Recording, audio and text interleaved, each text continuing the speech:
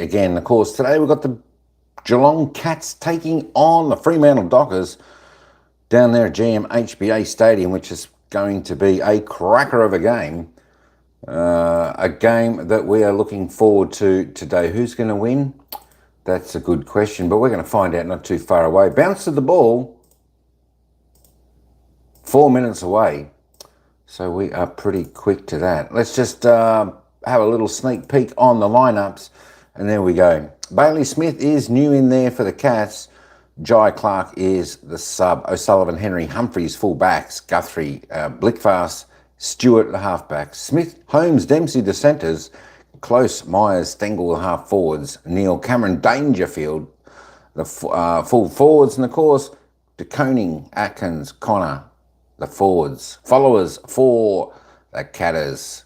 For the Dockers, Murphy Reid is new. Heath Chapman is the sub. Murphy Reid is the debate game. Good luck to Murphy Reid. Wanga Pearce, Draper, the fullbacks there for the Dockers. Ryan, Walker, Clark, the halfbacks. Johnson, O'Meara, Sharp, the centres.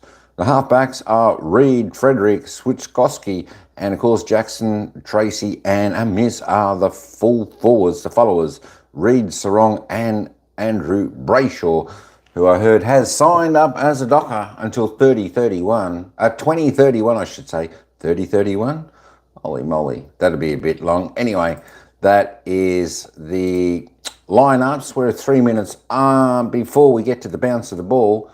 I'll take you down to the commentators now, and they should run us right into the opening bounce. In there to try and tag him or a Brayshaw, so they've been able to side him up long term, as is Brayshaw. But best and fairest, he's a star. Huge ball winner, isn't he? You know, quite often gets over 30 touches, so he's going to be one to watch. And that's been a big strength of Fremantle's last year. One of the best clearance teams in the last 20 years. Minus Fife and minus Young today, so Sarong and Brayshaw, they're going to have to be at their absolute best. What about the forward line for the Cats? Tommy, you'll keep a close eye on them. Shannon Neal now gets the chance to be the spearhead along with Jeremy Cameron and Ollie Henry. Yeah, we saw what Shannon did at the back half of last year. A really consistent, no big breakout games, but still a young man developing his game and his body. So he's athletic, he's powerful, he's got a real appetite for the contest. He can run and jump and take big pack marks, which is should excite all Geelong Cats fans. So he's a flexible player, and look forward to watching him run around. And the combination with Jeremy Cameron, you expect him deeper?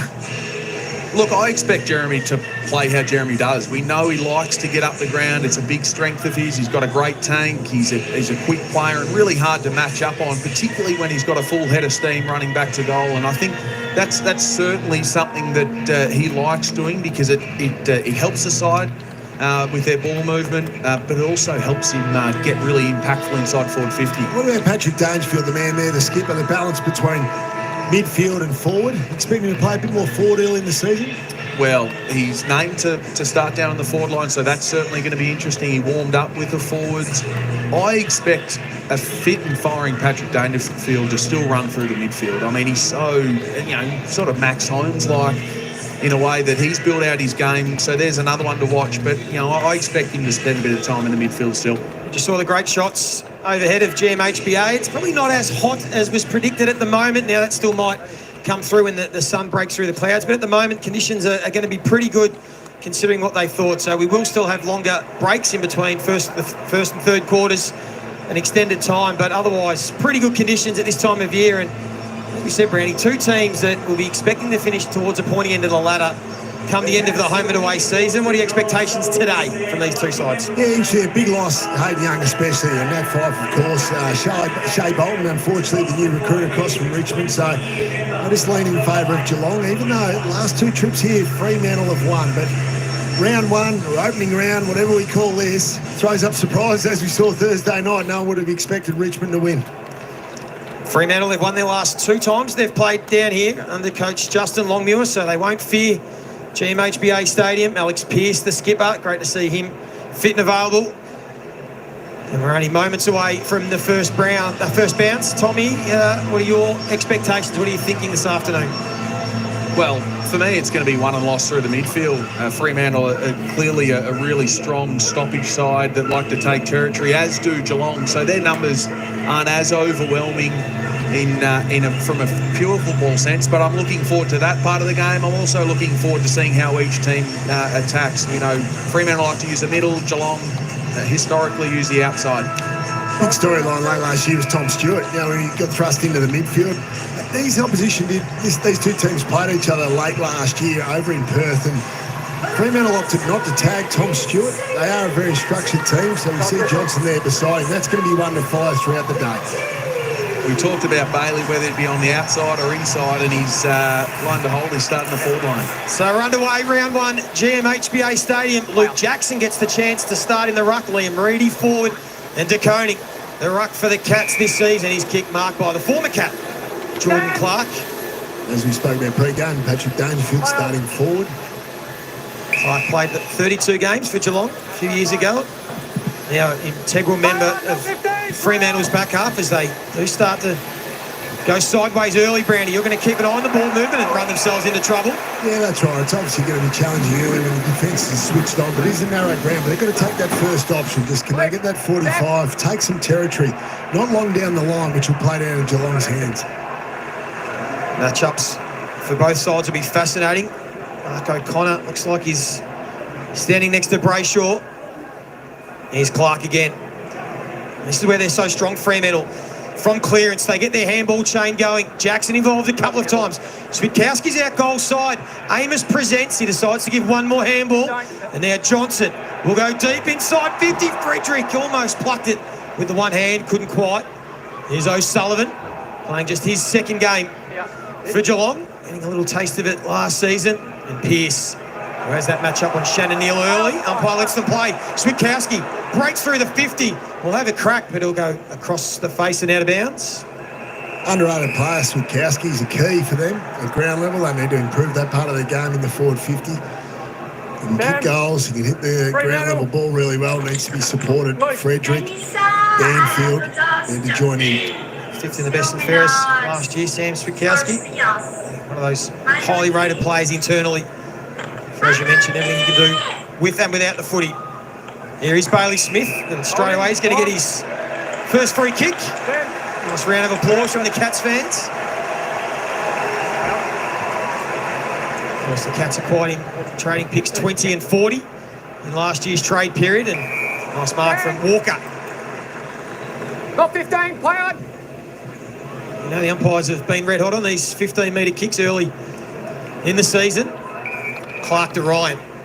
They wax so well together. Draper. He played the 20 games last season. He's continued to grow over summer. They have big raps on what he can do. Patient build-up. Matt Johnson. Started in the centre bounce.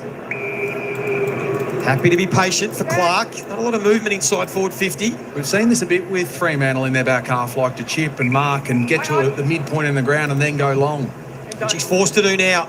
Tracy will be in this contest. Got hands to it. Good fist from De Koning. And now the Cats are away. O'Connor, who just drives it towards a contest. Ryan and Dangerfield. Danger. Clean. Smith. Bit of time and space. Cameron presents short. Kick goes over his head towards Brian Myers, who's got a couple of metres of separation. We know he's a terrific assist man. And that kick is going to go right to the goal line. And it's going to be a goal. What a start for the Cats and Brian Myers. Wow, what a start. What a start, Brian Myers. And that's their game, isn't it? When Myers gets up the field, when Close gets up the field, they get the slingshot going. Obviously, the Fremantle small forwards, they ran past the contest.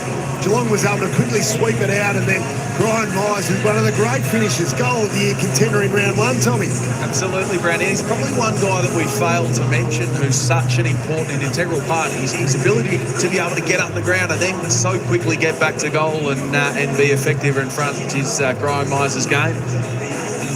He kicked one of the great goals late last year against Fremantle Dockers over in Perth as well, from a similar type angle. So what a start of the competition he is. Great to watch. Well, he is the assist king, isn't he? Tom Hawkins, not renowned for being a huge goal kicker as a small forward, but that is as good as you'll see first up. And he's still got a smile on his face. He's happy with his own work, and so he should be. Cats on the board early. Reedy now gone into the ruck and straight away pinged holding the ball. Good start from De Koning.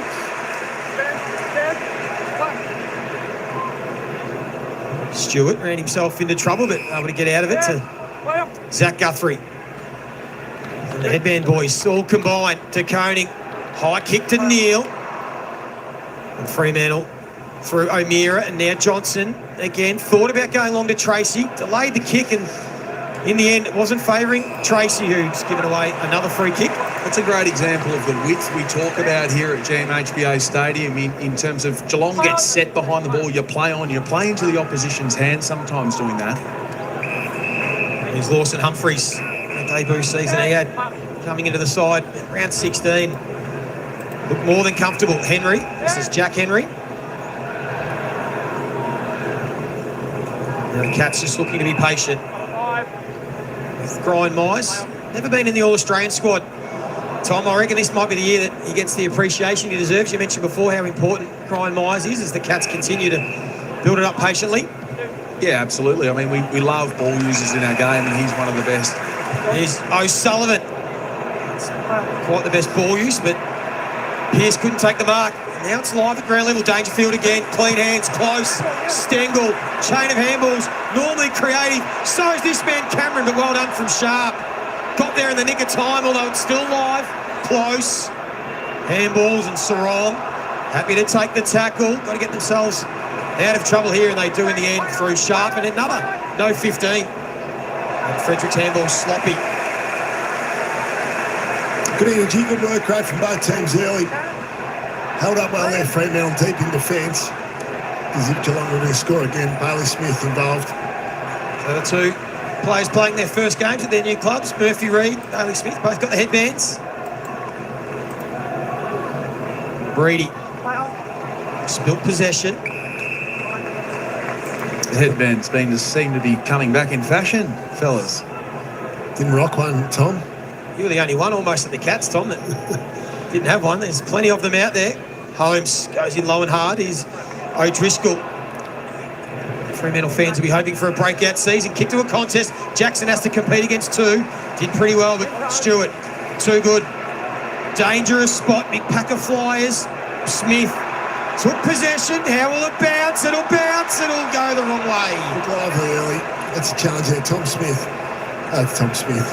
Mixed them up. Tom Stewart behind the ball, Bailey Smith out of the ball, but Tom Stewart in his familiar position, just starting as that defensive midfielder, but Fremantle need to be careful to kick it straight to him. 3 disposals early for Bailey Smith just to calm the nerves. I'm sure that he'll have it, make it 4 disposals, busy. And now another contest for Neil, who did well to back into Pearce, not give away the free kick. Spelt to Dempsey.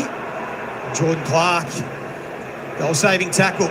Fremantle working hard in their defensive 50 at the moment. Can they just find an uncontested mark and relieve a bit of pressure? Brownie, what we're seeing at the moment as well is at forward half stoppages, Neil's coming up to that ruck contest, and that's allowing De Koning then just to sit either spare man or take Tracy, who plays that defender, who's a bit more comfortable.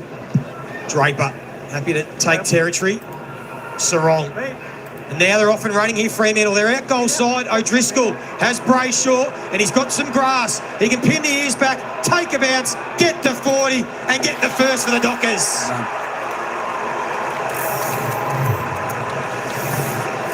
They certainly do have the running capability. We saw moments ago Brian Meyer scored a goal off the back of a Geelong slingshot from defensive 50. This time Fremantle do the same thing, Tom. They've got that capability, though. They've certainly got that running capability when they do get it out the back. Yeah, they do, Brownie. I think it comes off the back of Luke Jackson's contest. I mean, that's really important. We've seen in the first 2 games to open round 1 the contest work ahead of the ball. If you can bring it to ground and bring it and to an advantage of your smalls, they can impact the game. Andy Brayshaw, runner-up in the best and fairest last year, top 5 in the competition for score involvements. Not a noted goal kicker. That's positive signs early for the Dockers midfield. Love how he just balanced up there, Joey. I'm not used to sort of being on the run. You can talk about it a bit more, Joey, but he just took that extra step to balance up and put it through the middle. Goal piece early. Tom Stewart again will continue in the centre bounce. Holmes, handball only as far as Carl Warner. De Koning had a bit of footy. Myers cleverly saw some teammates in a bit of space. Holmes against tackle pressure from the Fremantle Dockers. Sarong, Johnson. And there's the handball game again. Wagner, Reedy. can look up, has Banfield. The kick just sat up a little bit too much, and Blitzarves in his new role back in defence are also pinch hit in the ruck. Gets that out of bounds. Mark Blitzarves, Tom, won at best and fairest about 10 years ago, I think, as a defender.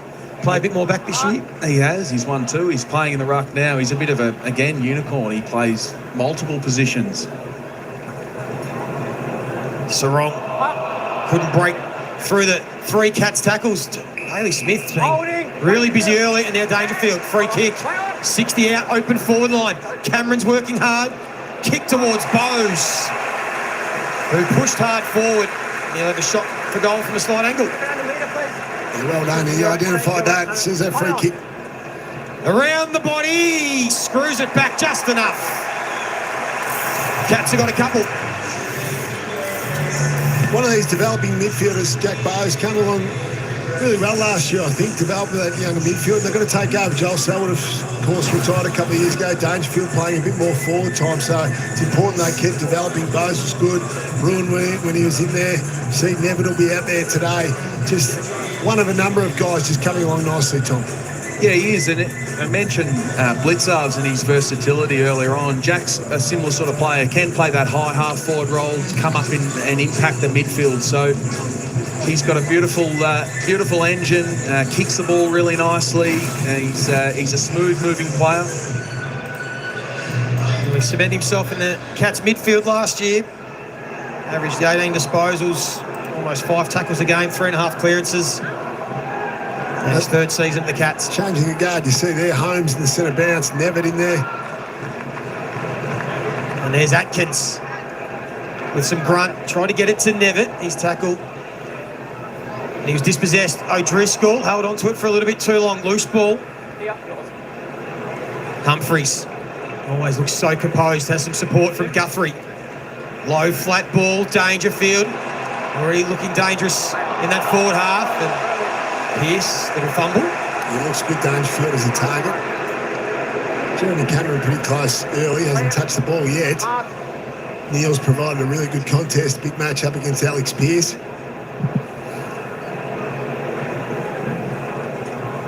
Radiant Blitzarves continue the battle.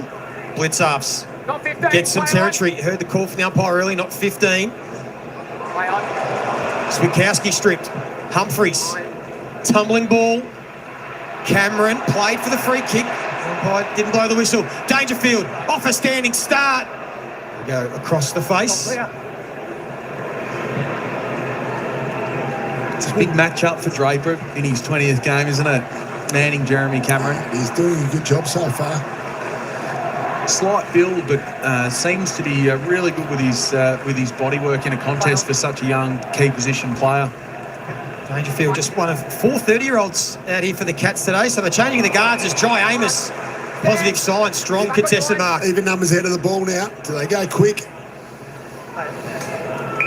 Happy to come to this broadcast side. And Johnson played on when Bowes was right on his hammer. So he's put the Dockers under pressure. He has to try and make amends. Bowes happy to just take some territory along the boundary line. I just love Amos to get back a bit quicker there. Even numbers ahead of the ball. Only 2 teammates. Could have gone a bit quicker. Even if you just got back quicker, found the easier option in the middle of the ground, just to quicken up that transition and get some territory. 8-4, the inside 50 count in favour of Geelong so far in this quarter. Shannon Neal do the ruck work. Straight down to Sharp. And here's Murphy Reid, the debutant. His first touch shows a bit of class. And now O'Driscoll back to Sharp. Has a bit of time and space. Murphy Reid continued to run for him. And then under pressure, he's kicked it out of bounds on the full. That extra handball, Brownie. They had that one-on-one down and deep with Tracy. Just needed to get on the boot, didn't he? Yeah, they did. Just that one extra. It's just the pressure of his first game. Just getting that clock calibrated in the head to AFL speed. His debut at 18 years of age and 7 months old. Exact same age as his coach, Justin Longmuir, against Geelong. As Justin Longmuir did 26 years ago. His first game was down here against the Cats. Myers looks into the corridor. There wasn't much on, so happy to get the switch going to Jack Henry. Another player who's just took a little bit too long to get rid of it. Good pressure from Josh Tracy. Good. Normally it's the opposition down here, Tommy, that kick the ball out on the full a lot. Banfield. O'Meara, the most experienced docker this afternoon. Only 2 Fremantle players have got 150 games under the belt. Jager O'Meara and Lukey Ryan. And his kick will go to the top of the square. Big pack of flyers. Cats have the numbers. Henry's tap was dangerous. O'Driscoll gets on the favoured left boot. It'll go right to the pocket. Henry juggles that ball out of bounds, so we'll have a throw in. Made a meal of that, Henry. A good match-up between him and Josh Tracy. I think Jack Henry, very underrated league-wide. Plays often, he played a number of different roles, but certainly capable of playing on the big boppers. This is where the Dockers can be dangerous from these forward 50 throw-ins. Jackson tried to lay it to the path of O'Meara. He wasn't quite on the same page as Frederick. But Myers' kick will go straight down the throat of Brennan Cox. Another one who had an injury up to interrupted season last year. We're hoping for a big year, be fit and healthy. Clark just has to wait for it. And the kick's long and wide. It might work out for Switkowski. Had to work really hard to get there. 50-metre lead, takes the mark. So composed in their back half. They've spent and played a fair bit of footy together now as a group. Move it on. Play on. This kick will go to the big 3 talls. They're all in this contest. O'Meara, strong. Try to get it out wide. Cats will win it back, but now they're the ones just trying to get some territory. Fremantle set up well. Walker goes low and hard. Can he be clean? He is. He thinks about his options, and then another one who takes too long. Holding the ball. It was Murphy Reid, who might just get away with a 50-metre penalty for kicking the ball away. I thought the umpire said pay the 50, yeah. And now they have the other umpire. Yeah, the other umpire called it. Simon Meredith, the senior umpire. Stay clear. Stay clear. See the strong contest from O'Meara. Turned the hip into the contest, and now Jeremy Cameron wants to make sure that Brennan Cox is on the mark. What's he doing Got here? something up his sleeve. What do you reckon, Yeah, Tom? I thought there was a bit of fun with the umpire. I thought he was going and wheeling, Moons. Oh, straight onto that left foot. And so are Fremantle. They've got 2 players just to the left of him. So he's going to give it a good ride. It won't get the distance. Bowes. Ollie Henry throws it on the boots.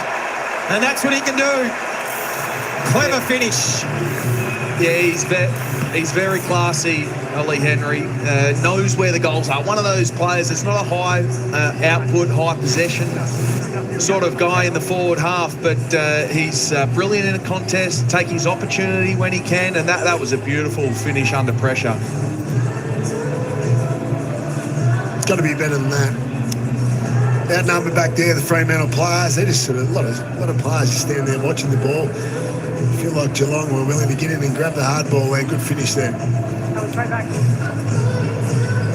37 goals last year for Ollie Henry. Of course, kicked 4 in the prelim. Lost to the Brisbane Lions. Now in his 3rd year at Geelong. 5th year in the system. He might be another one that can have a big breakout season. A local Geelong boy. One of 8 Geelong Falcons in this team today for the Cats. They're doing so well. Homegrown talent. They've got the jump on the Dockers early.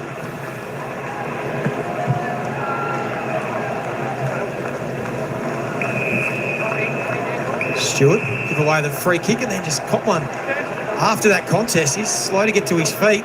So we'll get Moons to keep an eye on Tom Stewart as O'Meara runs to 50, keeps it low. Tracy had the chance. O'Sullivan lost his footing, couldn't take the mark, and the Dockers will try and keep it alive. Switkowski, good tackle from Zach Guthrie. Although the ball spills, Banfield, again dangerous kick, top of the square. Well done from Jack Henry. Jeez, that was a great fight back from O'Sullivan, wasn't it? He slipped, as you said, Joey, and still got up to spoil that ball. Henry's kick goes looking for his ruckman. Couple to beat, Neil. Kept it alive to Coney. Clever hands. Get themselves out of trouble well here, the Cats. Smith. He wanted to go to Tom Stewart. He didn't want to have the bar of it. He's not in a good way as he comes to the bench. Fremantle will now take possession through Carl Warner. He's taking the headband off Tom Stewart. It's not a good sign. Well, that was a hit right on top of the head, Joey, and I reckon that's where your neck gets pushed in, so he's in a little bit of hurt at the moment. Sam De Koning to Ollie Dempsey. 6 touches early for Sam De Koning. And now Dempsey. Stengel did well to make a contest. Johnson had a bit of ball. Missed Wagner. And now he's under pressure. Nevitt all over him. And the forward pressure's been good early from the Cats.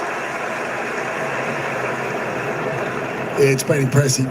Tackle count's good. 16 tackles already in this quarter, even though they're well in front of the scoreboard. There's the blood rule there for the big fella, Shannon Neal. Will come off the ground. Might have to just rejig now. Tom Stewart teaching off the ground for a while. He's just caught by the bird. Here's Tom Stewart's incident. Just looks sore in the back of the neck.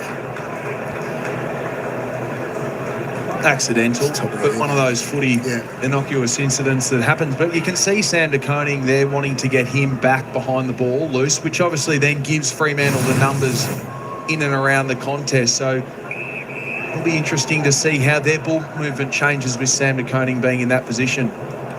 Jackson tried to take it out of the ruck, but he can't. And Myers tried to be creative. Another boundary throw in. They've been able to own territory, so 10-7 inside 50 count, but spent plenty of time in their front half. The Cats, there's Tom Stewart. Looks like he'll be okay. So they've got Dangerfield doing the ruck work here so they can keep De Koning behind the ball. Sure, with Patrick Cripps on Thursday night. It's usually be Shannon Neal, but he's come off with the blood rule. Danger. Saw an opportunity to grab it out of the ruck like Paddy Cripps did. They did it easy. Not sure how much Patrick would have trained as a ruckman over the pre-season period. This was normally your craft, Tommy, the forward 50 stoppages for the Cats. Brayshaw, kick down the goal for Fremantle so far. Johnson's kick doesn't clear the congestion. Smith, been impressive early. Again, gets boot the ball, keeps it live. Pearce got the fist, close, had the crumb, just didn't take it cleanly. And again, good tackle pressure from Geelong, keeps the ball inside their forward 50. I love Bailey Smith's energy. I know there have been some scrubby kicks, but he's at the 6 disposals. He just keeps at it though. Energy, work rate, that's what he's been brought in for. He'll develop the polish as the season goes on. So if Jackson gets beaten again here by Dangerfield, I don't think he'd be too happy with himself. That's better, gets his hand on it, kept it in tight. O'Connor got it to Dempsey, who throws it on the boot, and he will get the bounce and hit the post. Taking some half opportunities, the Cats at the moment. Actually win the clearance battle 2-9-6. Fremantle dominant clearance team all last year, but lowering their colours at the moment. Without Young, without Fife, Brayshaw, Sarong, they need to really lift. A year for Ollie Dempsey last year, the Rising Star winner. First since Joel Selwood back in 2007. The kick in from Ryan will go to Pearce for a free kick. Sarong 3 touches, Brayshaw 2 disposals so far, so they need to work their way into the game. Alex Pearce, the skipper again, of course, broke that arm. You can see strapped in round 16 last year and then re-broke it. It was a big loss for Fremantle down the stretch. Tracy got hands to it again, couldn't bring it down on the second bite. And Guthrie, another holding the ball tackle.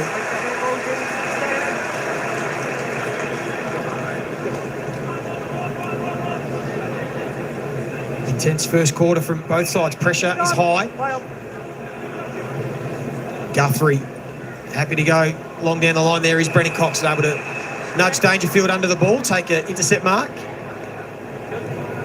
And wants to go back where it came from, but the Cats are all over it. And young O'Sullivan. Tell us a little bit about Connor O'Sullivan. Hawk. Athletic, young, got a real zest for the game. He's a high draft pick from country Victoria, so he's, again, one of those players that can play deep, is happy to play deep, can get up the ground, but loves the ball in his hand, Joey. Loves it. It's his opportunity. No Kolajasny for a couple of weeks, coming back from the groins. Made his debut. He's won an only game last year, round 5 for North Melbourne. The 11 disposals and gets a chance to kick off the season. Connor O'Sullivan. Dangerfield, always so dangerous when he ground balls inside the forward 50. Luke Ryan got that matchup. You wonder with such a high intense first 15 and a half minutes of the game, whether they can take a little bit of the sting out of it by controlling the ball when and via kick and mark when Freo get their hands on it. Well, the Dockers will need to be on their game here. In their defensive 50, that's better from Jackson.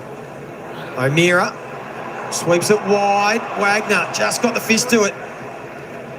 Walker, not sure really what to do with it. In the end, he put Johnson under pressure. And then Wagner dribbles it along the line. It might work out because O'Driscoll was able to take it cleanly. The Cats still relentless with their tackle pressure in this first quarter, and they get another stoppage. Okay, Connor doing a good job on Andrew Brayshaw. So Brayshaw loves the third touch, scrubby touch albeit, but doing a really good job. Sarong only 3 disposals as well. So they're the keys for Fremantle. That's why they're getting beaten in the clearance game at the moment. One clearance team in the competition last year, Fremantle. He doesn't always tag Chris, does he? But he can use O'Connor when needed. Yeah, he loves to call him the Irishman. Mullen's there as well, if need be. But Mark has probably been a bit more of a negating player through the midfield. Cats winning the clearance battle at the moment.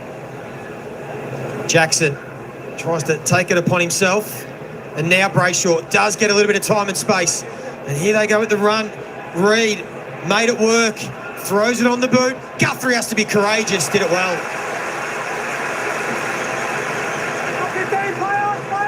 6 touches early for Zach Guthrie. The kick from Bowes, the beauty out wide to Cameron. Geelong have had 25 tackles before quarter time. He's good mate close, just in front of him, trying to be a bit more adventurous for O'Connor, and it's going to be a turnover. Amos looks up, sees spare Cats inside his forward 50, so he has to retreat. Well, that kick's dangerous. Didn't get the Pierce on the full, and another tackle. They've been outstanding. I know that was a free kick though, but 25 tackles is a huge number. A dry day. That's why Fremantle can't get any flow going. They've got no time and space at the moment to hit that free target. It's really stagnant. Been very connected, the Geelong team. Great commitment to defence. That's a good kick from O'Driscoll. Just 7 inside 50s. Brayshaw has space in front of him if he wants to take it. Still no one comes to the mark. So now he goes to 50 and has a crack for number 2, but just left it out to the right. Geez, you caught it, Joey. He had more time then, didn't he? Had he just gone straight away, he would have run. He would have waltzed into 45 out.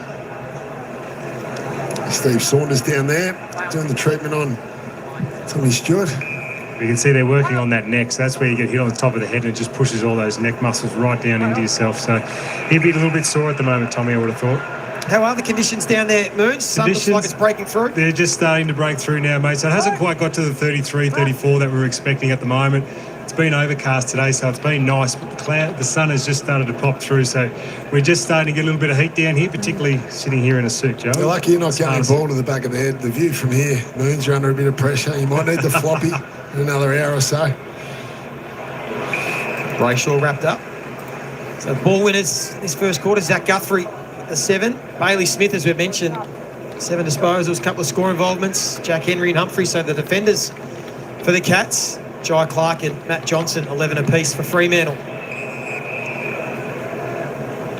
Spoke about Andrew Brayshaw being sat on by O'Connor. Sarong playing as the full forward at the moment. Resting mid, obviously. Struggling to get into the game as well. Bowes kicks it forward. Cox has been good. He tapped that out of bounds deliberately. He did. Umpire was right onto it. Some chance for Stengel. Cameron offers a lead. Dangerfield wants it top of the square. That's where the kick will go. Ollie Henry's in the contest as well. Gets to the back. Dempsey. We've seen that before. Too easy. There's been some defensive mistakes. Sean have been fantastic. Don't get me wrong, but there's been some defensive lapses in that back 30 metres. They're goals they just shouldn't have given up top.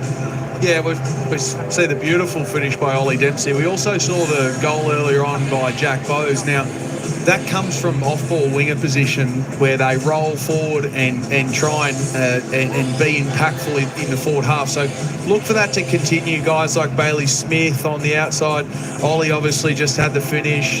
Jack Bowes, Brad Close. So they play such an important role, not only just in their cover to defend if they lose the ball, but even the ability to be able to hit the scoreboard. We saw Ollie Dempsey do a lot of that last year, push down from a wing, get into the goal square, 22 goals, 7th in the best and fairest, played all 25 games. What a great story. A former rookie pick, now a rising star winner, looking to continue to take his game to another level. Cats out by 20 points. Get a bit of reward for effort, particularly for their defensive pressure. As Browning said, almost 30 tackles in this opening quarter of football. Can Fremantle respond? Holmes, dispossessed. O'Driscoll on hands and knees. Holmes did well, got it to Atkins. Was able to drive his legs, get out of traffic, goes on the left wide. Pearce looked a bit awkward. Cox tried a different method to get this ball out of bounds, but it'll be thrown in. I haven't seen Fremantle lower their colours like this around clearances before. Certainly not last season. 12-7 in favour of the Cats at the moment. Happy with the centre squad. Justin Longmuir will be disappointed with his output. Midfielders and defenders. Cox couldn't get out of bounds in that previous contest, and he's going to get pinged again for insufficient intent. So that's a couple of times. Docker's got all their numbers back. Koning doesn't have many options other than just to kick it to about 30 out. Neal, and a good run and jump at it. Johnson, under all sorts of pressure. Dangerfield just bursts his way through. Couldn't bring it back enough. Oof. Straight through. Get out of my way, boys. Gianni, loose ball inside the forward 50 for the Cats. Got to be on alert for Dangerfield. Ground ball to the dominating Geelong, especially the back half of this quarter. I feel they'll almost be looking for the quarter-time siren, Fremantle. Just hanging in, doing a lot of defending in this first quarter. Reedy did well to slap it out of the hands of De Koning. Switkowski's got some toe. So does Frederick. He puts it into his path. Blitzarves came off his man. He took a gamble, and it might work out. Humphreys. That's great cover defence. So clean and composed, and it might work out. Smith was lurking at the back. Close, running hard. Stengel will come the other way. Wagner, he's there as well. Brayshaw and Stengel. They just wanted it more here, Geelong. Cameron got it to close. Has a player in the corridor. Couldn't find Myers. Neal will fly. Couldn't quite bring it down. And there is another tackle from Dangerfield. You summed it up well, Joey. He's I been just wanted kicked. more. Yeah, Brand holding the ball. It's noticeable. It is noticeable. Fremantle okay in the first 5 minutes of the quarter, but since then it's been all Geelong. Their pressure's been outstanding and just wanted more, especially the ball's on the ground. He's a bit stiff there, isn't he, Cox? That was red hot. Hey, guys. Hang on, Moons. We'll get to you in a moment because Dangerfield gets his first for the season. And the Cats are skipping away early. Sorry, Joe, I was just going to mention that Tommy Stewart quickly was back on the ground, which is great news, but what an unbelievable first quarter from this man at the moment. Brownie, just dominating. Yeah, he's been outstanding, hasn't he? Got up there, made the contest. Dangerfield he's like a big ball out there. I'd expect him to play, certainly early in the season, expect him to play more forward minutes, especially if things are going this way. They're dominating around clearances, Tom, so obviously Chris won't be tempted to move in the middle if the clearance is going like this. Absolutely, and probably something he's not known for so much is his pressure in the forward half, Dangerfield. So he's doing it literally all. 5 score involvements. It's a big quarter of football. Leading from the front. He's had a pretty good pre-season, I would have thought. He looks fit. Looks like he's enjoying life in the forward line as well. So the Cats out to a big lead now late in this first term. Sarong excited so far, their superstar. O'Driscoll, they do have time for one late here. Fremantle, they can take a mark. Jackson got hands to it. Switkowski, good crumb. Banfield got the kick away, but again, just enough from Humphreys. Great spoil by Blitzarves. Just telling them to slow things down now. Just get them through to the quarter-time break with a great lead. They'll be more than comfortable with what they've dished up in the first quarter, the Cats. Good to see Tom Stewart. He looks okay after that hit. Dangerfield doing the damage. Geelong's pressure has been elite in this opening term, and they lead Fremantle a quarter time by 27 points.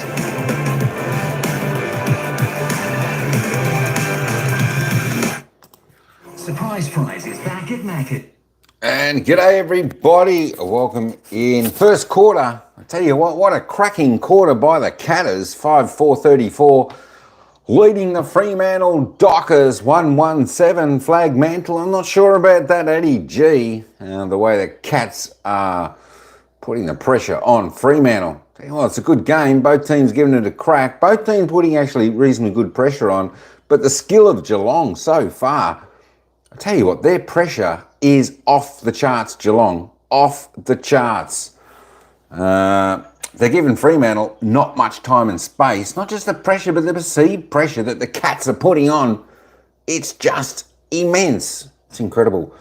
Tell you what, can the Cats keep going at this breakneck speed? We'll wait and see. But I expect it sometime in this game, Geelong will just ease off a little bit and Fremantle will get a little bit of... a little bit of a chance, a little bit of a breathing space. Tell you what, it's a great game down here at the moment. GMHBA Stadium. She's a cracking hot day out down there today. It's about 30 odd degrees down there, so it's a hot day to be playing football. Let's just jump over. Let's have a look at the goal scorers so far on the ground. We've got a few there for the Catters. Of course, Myers, Henry, Dempsey, Dangerfield, and Bowles, single goal scorers there for the Cats. Andy Brayshaw, only goal scorer there for the Fremantle Dockers. Let's have a look at the disposal count. Let's try and keep an eye on some of these tackle counts as well, see who's tackling well. There we go. Matthew Johnson, Jordan Clark tops the table, 11 disposals each, leading the way there for Freo, both with 6 kicks, 5 handballs and a couple of marks each. There we go, 3 tackles for Matty Johnson. Bailey Smith, good to see him. I'm sure all the Cats fans will be happy to see him pull on the blue and white hoops there, leading the way with 10 disposals for the Cats, 7 kicks, 3 handballs. He's had 1 tackle, 3 clearances, doing well for him behind. Let's keep going down the board and let's have a look. Jack Henry on 7 there, Guthrie on 7. Sam De Koning, he's looking like he's pretty sharp today, 7 disposals, 4 kicks, 3 handballs. He's had 6 hit-outs, the big man down there. Paddy Dangerfield, let's have a look at him. He's had 6 touches. He's looking good. He's looking youthful out there, Paddy Dangerfield, the old boy. 6 touches, 4 kicks for 1 goal too. A couple of snaps around the corner, just fading to the right of the post, just missing. Could have easily had 3 goals, Paddy Dangerfield. He's doing really, really well. He's also had a couple of tackles. There we go. There we go. Maxie Holmes there, the 5 touches for the Cats. Tommy Stewart went off. He had a bit of a head clash there. More like a sore neck he went off with. He got copped right in the noggin. So we'll see if he comes back to play. Not too far away. Hopefully he gets back on the ground because he's a big asset down back to the Cats. Jeremy Sharp there for Freo. Let's just roll down. Blixars just with the 4 touches, 3 kicks. Who else have we got there? Alex Pearce there.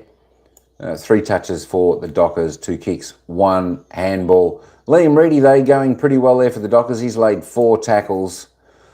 Pretty good. And Luke Jackson, just the 2 touches there, 2 handballs for the Dockers, but 7 hit-outs for him over there. Just trying to see who's had the most tackles. Tom Atkins, 4 tackles for the thing. Let's have a look at the team stats. When it loads up, is that going to load up? Is that going to load up? There we go. All right, so surprisingly, 98-102, the Dockers disposal count, plus 4. 14 kicks ahead for the Cats.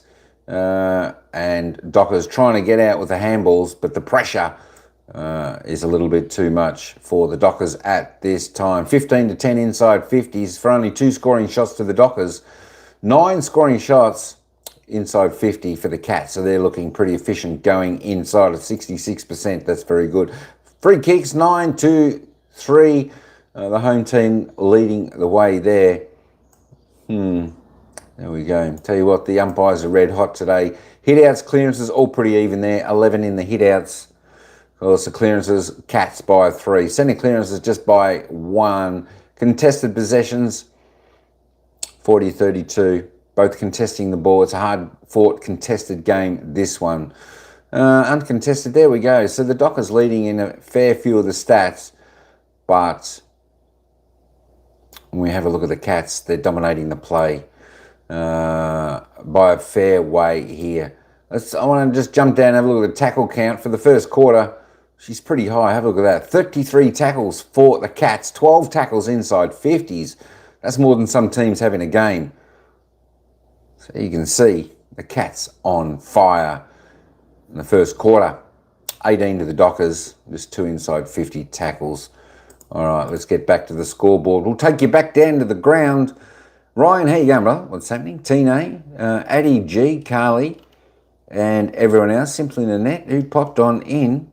Thanks for coming on in. And J-Mar, the Stats Man, good to see you again in the live broadcast. All right, we'll get back down to the ground. Players heading on out. And they'll take us into the bounce of the ball for the second quarter. Or it's the Cats by 27. Later in this game, considering how hot it's about to get, and the fact that Fremantle will have to really come from behind now to get this win. But from right now, I'm looking at their forward line and what they're doing going in. And boys, as you both know upstairs, sometimes when you do have too many targets or you have 3 big targets, you can get drawn together. The space, you don't give each other enough space or anything like that. And we've seen this a couple of times now today with Fremantle, where we've seen the 3 big talls all compete and jump into the one contest. So even if you do mark it or someone does mark it, there's just no other options around the other side of the ground or down inside 50. So what you want to see from these 3 guys is give each other space, give each other a little bit of room, work together, so then you get someone out free, not jump into the same pack together, to make sure that you're not flying and make sure that you get some one-on-ones when possible. It's a good point. The only thing I'd say is that at least it's predictable, so they need more ground level players there. But you're right, they've got to get the spread. I think they can be helped upfield, Fremantle, but just getting some better movement into the game, get some flow. They've got to take the game on, otherwise they can't be stagnant like this, otherwise Geelong will lead them up top. Yeah, we saw Amos a couple of times, Brownie, you mentioned it, get slow back off the mark, which just stagnates your ball movement, which for the first 1-2 seconds is actually quite costly because it doesn't allow the formation to move around and it's hard to read as a teammate. What also doesn't help is when they have to start their ball movement from their defensive 50. So they need to get some territory. Needs to start with the clearances. As we said, the number 1 clearance differential team last year. Cats were about 12th, but at the moment Geelong are winning that battle, controlling field position. That's right. Sarong, Brayshaw, very quiet, weren't they? And they've got to start today. We know Hayden Young out there, no Nat Fife out there. They're the senior midfielders. Second quarter about to get underway. GMHBA Stadium. Geelong, an intense and high-pressure first quarter. Fremantle couldn't handle it. Can they work themselves into this contest? Sharp off the wing. Did well. Brayshaw's underground handball was clever. Jackson, and now Sarong with a bit of time and space. And there you go. There's the delivery for the key forwards. There it is. That's the formula, Joey. And a great lead there by Josh Tracy. It does make it easier, though, when the players out in time and space. Good delivery there by Sarong. Needs to kick this now, Josh Tracy. It's a beautiful kick normally. One of the best set shots in the competition. In fact, last season, the formula was there. They won the clearance, open forward line, and Josh Tracy is going to drift across the face, through from behind. They need to lock it in now. Spend some time in their front half, preferably in their forward 50. Top 10 in the Coleman last year. Go to another level. Josh Tracy joined the leadership group for the first time this off-season. There's Guthrie. Kicks it as far as he can. Neil! He's launched it a few. And that looks sensational. And he wants to wheel and go. The adrenaline's pumping. Goes to a one-on-one. Stengel and Walker. Stengel will give away the free kick for a hold. But I love the fact that he went quick. Like Tom said, Fremantle, it's been one of the knocks on them in the first quarter. They win that contest. They don't go quick. Great leap. And the kick across the face of goal as Brownie throws his hands in the air. Easy pickings for Brett Close. Yes, just backwards or sideways. Why do you have to do that? Obviously, close was fantastic, so let's celebrate that. He was switched on, but the fact that Shannon Neal went quickly when he did take the mark, they got territory, so you can create a mistake there. It's fantastic. It just shows their application of the defensive side of the game. The whole Cats team been unbelievable. 34 tackles early in the second quarter, on track to be over 100 tackles for the game. Chris Scott and the coaching staff will be absolutely wrapped. Brad Close, one of 7 Cats to play every game last year, to sign a contract extension during the week to time to the end of 2028. How important is he, Tom? Oh, he is. He's a class player. Usually has the long sleeves on, but it's too hot. No, not the sort of conditions Brad wants to pull the long sleeves on. The top 10 in the best and fairest last season. It's Tommy Stewart out there at the centre bounce. And Fremantle, they try and win another centre clearance. Jackson, he's the one that's trying to get them going in this second quarter. No, Driscoll, that was awkward. He wanted to get on the left. He was wrong-footed himself. And then Holmes' kick goes wide. Fremantle believe they'll get the free kick. They will.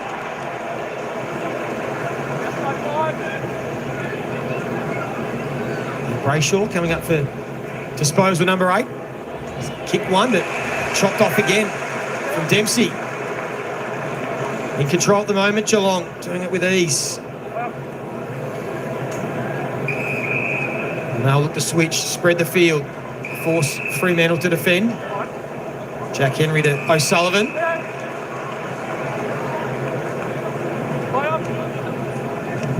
And now they will go in that direction to Neal again. Sharp has to be careful. Did he have an arm 3? The umpire said he did.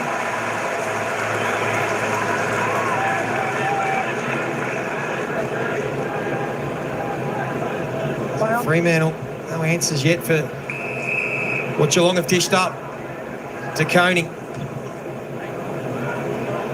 Just a little 3-quarter kick. Neal again got hands to it. O'Connor. Henry. Dangerous ball. Clark waited for it. Dempsey attacked it.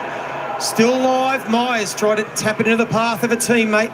O'Driscoll not going anywhere. Geez, Shannon Neal really launching at the ball, Tom. Looked impressive against a good opponent in Alex Pearce. No danger in the ruck this time because Neal's there. Stengel, shark that Jackson hit. Henry. Stengel, might have been a little throw, got away with it. Smith, top of the square. Holmes will have to sit under it. And he almost took the mark. And then did enough to dispossess Jackson. And that is going to be another free kick for holding the ball. They are just relentless, the Cats. They look so vulnerable at ground level, don't they? Fremantle, when it's in their defensive 50, look really shaky there. At least the Cats' pressure's been outstanding. I feel like the Cats have got more numbers in their forward 50. The best and fairest winner of last season. All-Australian squad for the first time. Now the Cats' best midfielder. And they have put 7 on the board. 14 tackles inside 50, Tom. That's an outstanding. That'd be good if it was for a whole game of football. Yeah, that's certainly something that James Rowley, the forward line coach of Geelong, would be really happy with. But you sort of look from the opposition side of things. How can Fremantle get the game going? It's almost like they need to take a leaf out of the Cats' book in terms of the way they're pressuring them at the face and get right in the face of the opposition, just to stop allowing them to chain the ball out and get easy handle chains. There is Max Holmes. His first goal. It's their 6th free kick for holding the ball so far in this game, Geelong. It's been an impressive start. It was high free kicks last night. The Hawks were this in the game. Today it's holding the ball, but it just shows the pressure of the Cats. They're winning every facet of the game at the moment. Every stat category. Stewart wasn't able to get boot the ball. Jackson again winning a clearance. Bursts out the front, goes looking for Reedy. He tried to get it to Switkowski, but again, Cats have the numbers. And now Holmes has a bit of time and space. Loves to run and carry. The kick went looking for Bowes. Well done, O'Meara. Just did enough.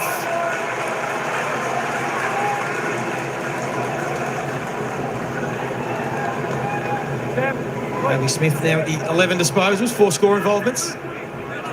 7 contested possessions. He's made an impressive start. Cats get plenty of numbers up around stoppage. Hey, Cam guys, Mooney. just something that caught my attention at the start of this quarter. Luke Jackson was just pointing to De Koning the fact that he didn't have a shin guard on it.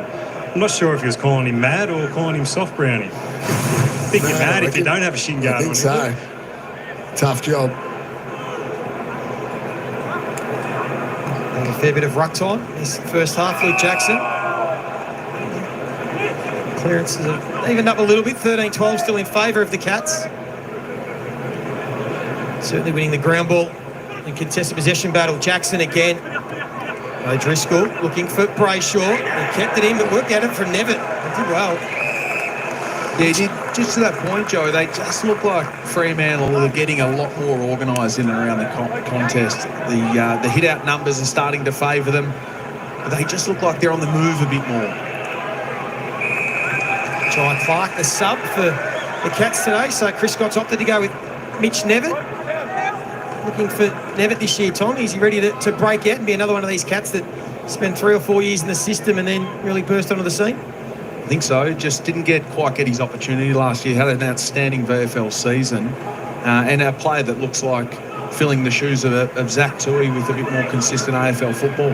Heath Chapman, the sub for Fremantle. Jackson was involved in that clearance again, but the kick from O'Driscoll easily chopped off from Stewart. Just set up beautifully behind the ball. And there's the difference in ball use. He went quickly. Nevitt almost had the mark. Pearce took the risk to come off his man, forced the turnover. Johnson sweeps wide. They've now got the spare play, the Dockers, if they can work it. Amos was one, Tracy's the other. Henry split the two and has done enough for the time being. Amos, fumble, Banfield, Tracy, here's an opportunity. Couldn't make them pay. Oh, yes, he does. He did sneak it through, in fact. So Fremantle do get the goal they've been searching for. And it's a big power forward, Josh Tracy. Yeah, he was brilliant there. Contest, repeat contest, got back to the ball, supported the ball carrier, and in the end gets on the end of it. But it's his aerial work. We talked about Shannon Neal at the other end. What we really like about young power forwards is their ability to go at the footy, create a contest, but just getting back to the ball is such an important skill set and a beautiful finish. Hey guys, Jack Henry just come off after that big contest with Tracy. He copped that knee right in the kidney, so he's just come off a little bit sore, so we'll just keep an eye on that. Pat Dangerfield back on the ground too, straight to the centre bounce. Josh Tracy, he's worked hard. Certainly you'll get that every week from him. Great competitor. There he is there, that man Jack Henry. It was a big hit. Big knee in the back. He was stuck in an awkward position, wasn't he? He tried to guard the two forwards. He was in the middle. It was sat on his head. Josh Tracy made him earn it. So Fremantle will get another opportunity. Jackson drives it in deep. Again, a couple of big boys go for the same ball. O'Meara for 2 in a row. Couldn't bring it back enough. Starting to win some clearance though. It's good. 4-1 now, clearance totals. They lowered their colours in that part of the game in the first quarter. Well, you mentioned it earlier, Joey. Jackson's the one. He's starting to get his hands on the ball around stoppages and starting to use his legs. There's 6 disposals and a couple of clearances just this quarter for Luke Jackson. 50-50 ball. Cameron wins out. He's able to wheel on the left. Henry and Neal have got back position. Neal again got hands to it. Cox falls to ground. This is where Cats have been lively. Nevitt. Wagner. Nevitt goes in again. Spills out. O'Sullivan, clever handball. Good tackle from Cox. And Fremantle dodge a bullet. Johnson has Amos on a long lead. We'll get to him on the bounce. He keeps it in. Not much forward of the ball. It was Frederick that had to work really hard. But Mullen was right on his tail. Too wide by Johnson. Too wide. It's such a waste. They had numbers through the corridor. Young Murphy Reid at half back there. They need to be more aggressive with that. Instead of going wide, Geelong just so well drilled behind the ball. It just allows them time to get behind and block it up. Smith, another clearance. Nevitt of a standing start on the left, but it'll favour Pearce. And let's see the Fremantle ball move from this back half. Cats well set up.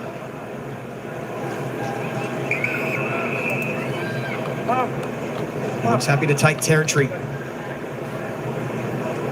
Jackson and Amos in the contest. Brayshaw stayed down. And again, the Cats, as soon as they take possession, pounce. Atkins, strong, got it to De Koning.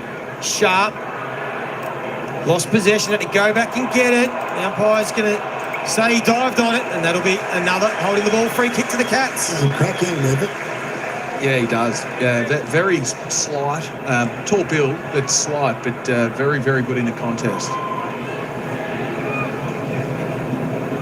Neil wants it deep, flies way too early. He's going to give away the free kick. Cameron took the mark. But Neil certainly impeded Pearce in the contest. Cats fans don't agree. One of the few winners on the ground for Fremantle has been Draper and Cameron. He's been able to keep Jeremy Cameron pretty quiet for disposals. Rough time against Fremantle. Jeremy Cameron just kicked 2 goals in his last 4 outings against the Dockers. Here it is. Really? There is Jeremy Cameron, just the 4 disposals so far. 1 score involvement, hasn't hit the scoreboard himself. Too many other positives for Fremantle at the moment. Atkins not getting out of that tackle.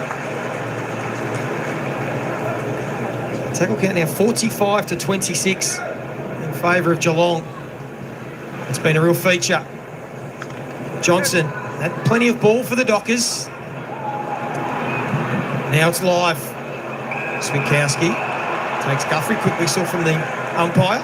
Yes. Johnson leading all players on the field with 15 disposals. Bailey Smith got the 12, Guthrie and DeConey. 10 apiece for the Cats.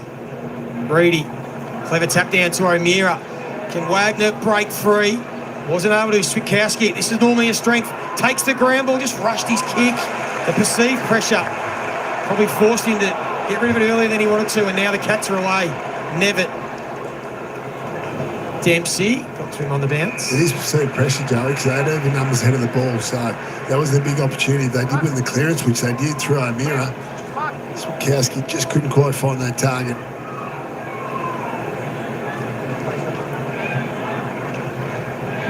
Two goal to 1 quarter in favour of Geelong. They led by 27 at quarter time.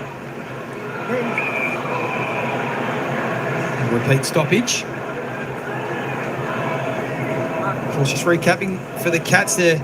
Left out Duncan and Stanley, a couple of their veterans. Buse, Bruin, Conway, Guthrie, Kolajasny and Jack Martin.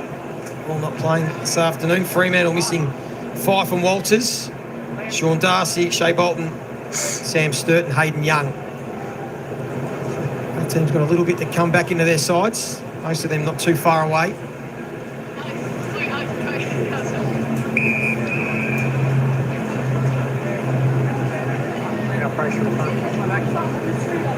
A bit of a stalemate for the last minute or so. O'Meara trying to create something. Sharp's had his hands on it a lot, but been tackled a lot. Wagner tries to get it wide to Johnson, but there's Nevitt again doing some more nice defensive things. Yep. Just without the footy himself, doesn't have huge numbers, but he's contributing defensively as well to you and the respect of your teammates.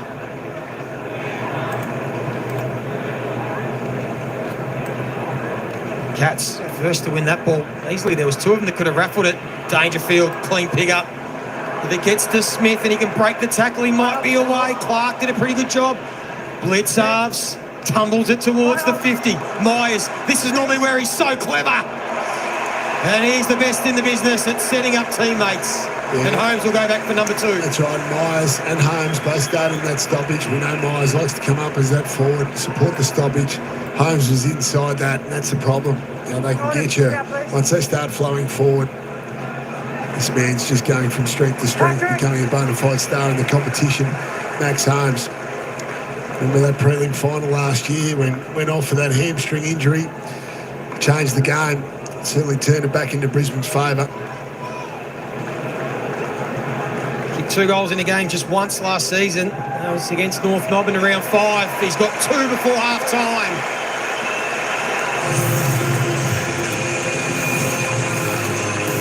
Certainly taking over now as the star midfielder in there, especially with Dangerfield forward now, Tom. Yeah, he is, because he's in that Dangerfield mould, isn't he, Brownie? The way he can get from contest into the forward line, and that's a great example of that. But I want to take you inside the mind of Brian Myers. Now, as a kid, he probably wouldn't want to have taught the way that he taught your son or daughter to kick the ball the way Brian Myers does, but he's so deceiving and deceptive in the way that he executes and finds a teammate. It doesn't really matter that it's unique. He's mastered the art, hasn't he? If you master your craft, that is the key. As we said, the last 3 years he's had 139 score assists, which is 21 clear of the next best, which is Marcus Bontempelli. How many coffees did you take him for? Yeah. How many goals did he set you up with? 100. So back in the middle. Fremantle looking to win a clearance. Sarong try and find any way to get it forward. Goes off the ground. Humphreys had a little fumble, went back and got it, and then was clean the second time round. Johnson being busy but ran out of room.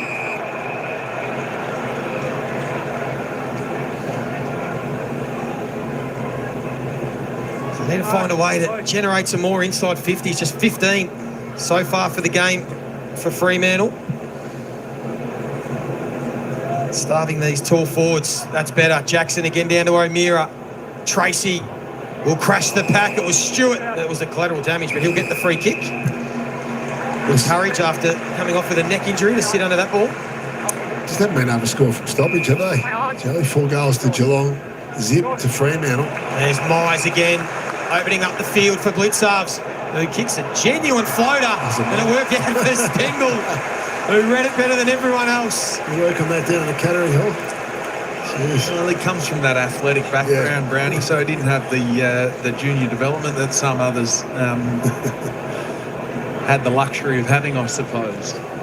Amazing that Mark Blitzarves, if he gets 15 games this year, he'll move into the top 10 all-time games played for the Cats. For a steeplechaser. Oh, wow, I knew it was going to come out at some stage. Steeplechase. Yeah, he's had a wonderful career. A couple of BNFs and All-Australian. And here's Stengel to make it number 9. Every game last year, he kicked 45 goals. And he continues on. They are rolling now, the Cats. I've been really impressed. Yeah, absolutely. The work around the clearance has been outstanding. And the transition, look at that kick. Just magnificent across the body. Stengel, so to high half forwards, we've spoken a lot about Myers, obviously close. Stengel's the other small forward as well. They just get on the transition. An effective kick. Not a great looking kick, but an effective kick all the same. Gone back and took the opportunity. 9-4. The goal kick has been very good as well. She's been impressive in all parts of the game. Look at the tackle count, 50 to 28 with halfway through the second quarter. It's an extraordinary number. You can look at Fremantle and pot them, but it's more to do with Geelong. Their effort across the board defensively has been unbelievable.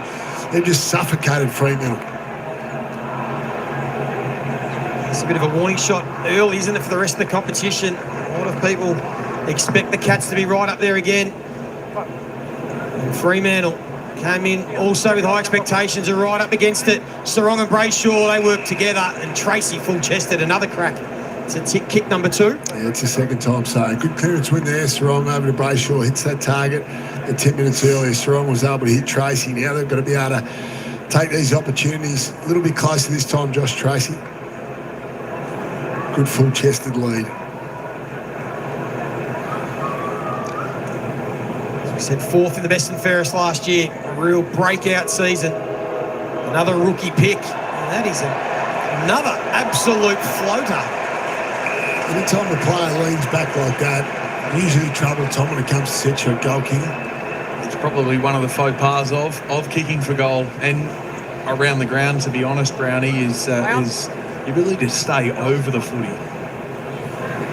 7 of the most accurate kicks in the competition last season. Maybe there's something wrong with the ball. Here we go. Look at this, Tom. Just look at that. So anytime you land on your back foot like that, it's a bad sign. So he's just got to drive his momentum through the ball. Another whistle. A couple back-to-back. One to the Cats and now one to the Dockers. Not much of a breeze down there, is there, Moons? No excuse for leaning back like that. It's not much of a zephyr. No, conditions are really beautiful down here, Brownie. Just a little bit of heat, but that's about it, mate. It's just a bad ball drop. Well, Fremantle, they tried to generate some offence, but they ran themselves into trouble, and there are cats out everywhere here. Stengel running hard. Walker chased him down. Terrific defensive effort because they were away and gone. 6'6", you don't bounce the ball, do you, Joey? No, just give it a little bloke's moons. Wagner, that's a nothing kick as well. Easily picked off by Cameron. Now you feel wants to wheel and go. He's got options everywhere. Dangerfield short. And in the end, he kicks it to a pack of Dockers, makes Dempsey work. He almost beat 4 of them. And now those 4 Fremantle players can work it out of the back 50. For once, they've got some time and space. Although the kick was at the ankles of Tracy. And then he's given away the free kick. A little bit of frustration in that one. Frustration from the kick. And rightly so. Had to be bared up from Wagner. And now Humphreys will drive it in deep. Stengel lurking. Got it to close. High ball. Nevitt. Johnson got the fist to it. Frederick has to be careful.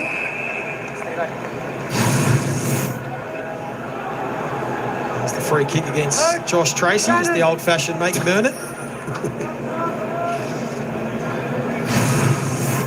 Which is great, but the problem is the scoreboard. They're a mile down.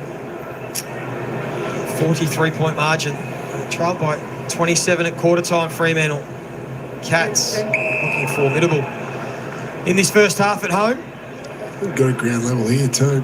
Fremantle looking a bit shaky under Geelong's enormous pressure. Johnson straight through the hands, and Nevitt again playing with that physicality we've seen from him. Hasn't that a heap of ball? Just 5 disposals, but 4 tackles. Ollie Dempsey leading the way with 5 tackles. There is Nevitt. Sweeps the handball.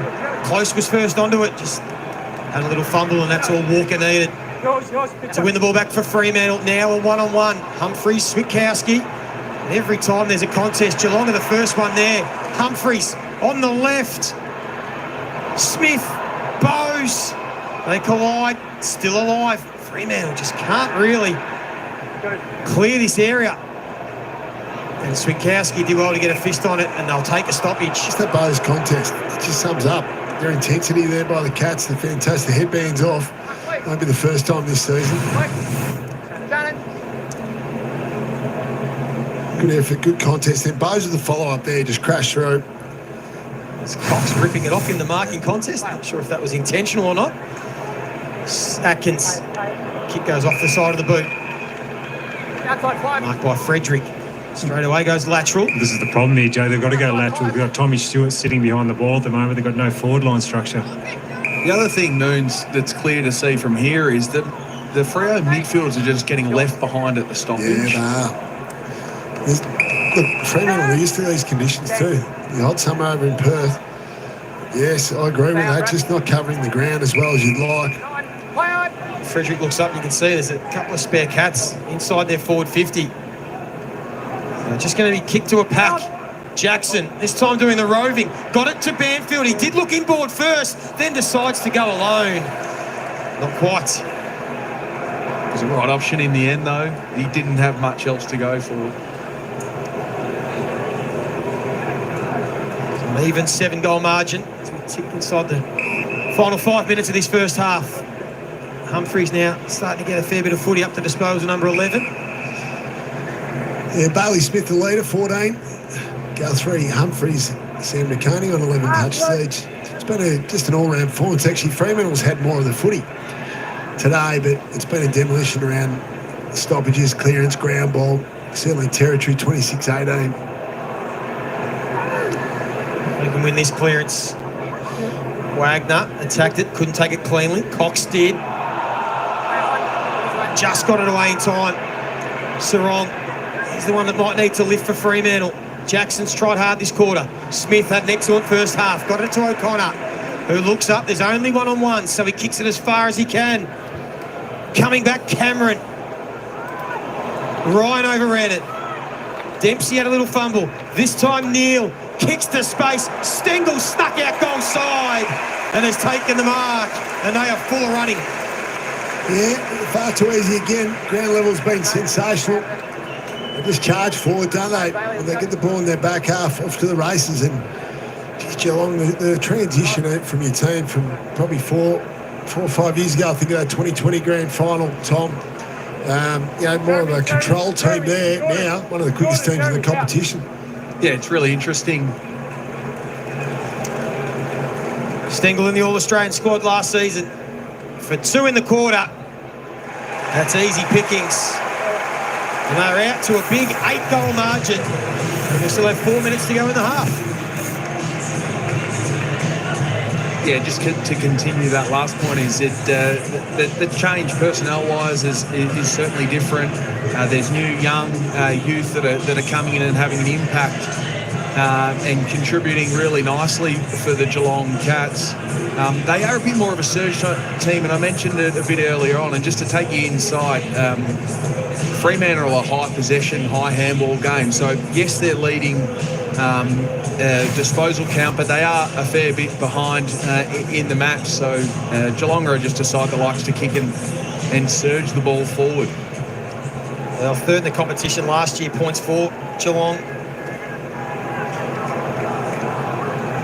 You look at the difference of game style. Geelong, 105 kicks, 58 handballs, whereas Fremantle, they're the same, kicks and handballs, 85, 83. A lot of those handballs, they're under pressure, Fremantle. Centre clearance has probably been their best offensive threat in this first half. The kick from Brayshaw in favour of any of the forwards. They do well again, Geelong, to find a mark, and it's in the hands of Grindmires. Not a lot of movement up ahead, so he's prepared to switch the ball. He's got O'Sullivan and Humphreys fanning wide. Henry chooses the shorter of the 2 options. And now it does get to Humphreys, which means Holmes is free. The banning of the mark there by Banfield just did enough to force Humphreys back. Now it'll be the Cats that'll look to probe. No real rush there. The game on their terms completely. Kick to a one-on-one. Close is in that contest. Mullen trying to get the fist in. Spills to Holmes, who worked from one side of the ground back to the other. To Koning. High ball. Top of the square. Neal's in the contest. He worked Cox out of it. Couldn't take the mark. Stengel like a good small forward. Front and square. Cameron. Vintage.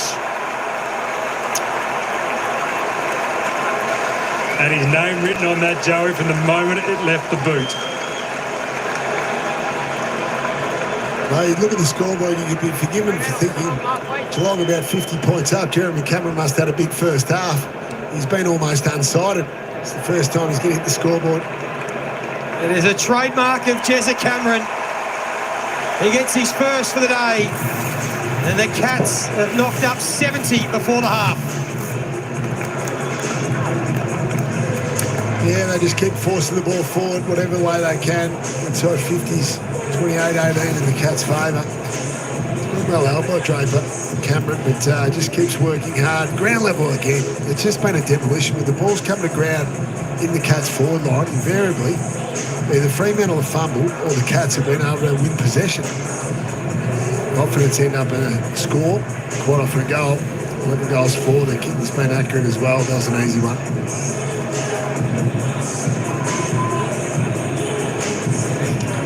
Well, what's the message going to be? Justin Longmuir at half-time. I think Chris Scott's going to be all positive.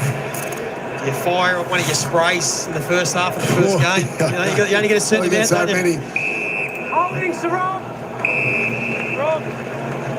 There is Justin Longmuir looking on. Got some thinking to do at half-time. Sarong drives it in deep. Jackson having a spell forward. Probably been one of the few winners for Fremantle in this first half. Banfield went hard, so did Mullen. Holmes was clean, waxing with Smith. We're going to call that combination for the next 10 years. O'Connor, clever, back to Myers. Quickly gets it moving inboard, well read from Wagner. Here's an opportunity for Fremantle. Well done from DeConing, got the smother in, and then goes back again and does enough. Terrific effort, and that sums up the first half. I was going to say, well said, Joey. Epitomises the smother, the the intent just to get back and smother the ball and stop it in its tracks was brilliant by Sam de Koning. 3 players goal side. That's going to be free kick. Shepherd against Reedy. Well, after the pre-season game, Hawk, against Essendon, you had a little bit of a worry about de Koning and just could he go with the really big fellas, but he's been absolutely outstanding today. He's worked hard. 14 disposals, couple of clearances, 5 inside 50s. Here is Myers. Just waits for the right option. It was Dangerfield and characteristically just misses him.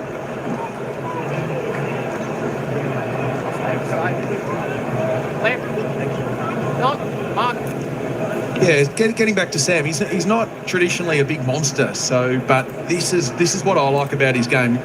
The forward half stoppage, he can sit behind the ball or take a key defender to allow Tom Stewart to be the spare man in defence.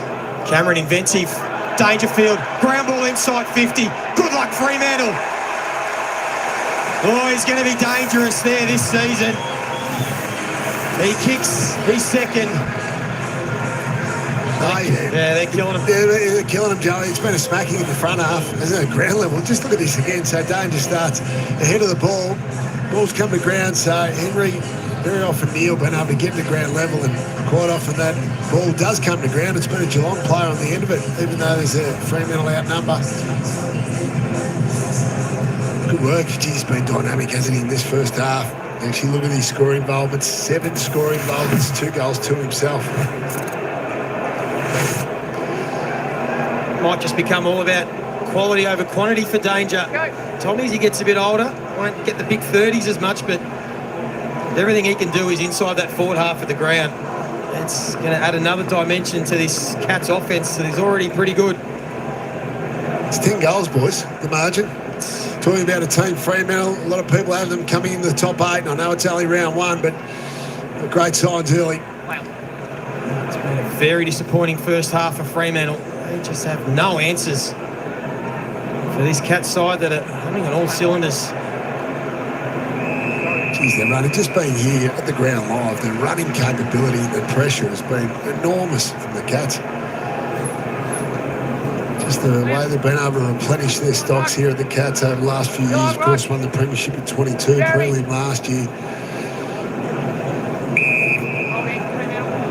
So Reedy this time will get the free kick. They have time for one late, just to give them something to work with at half-time.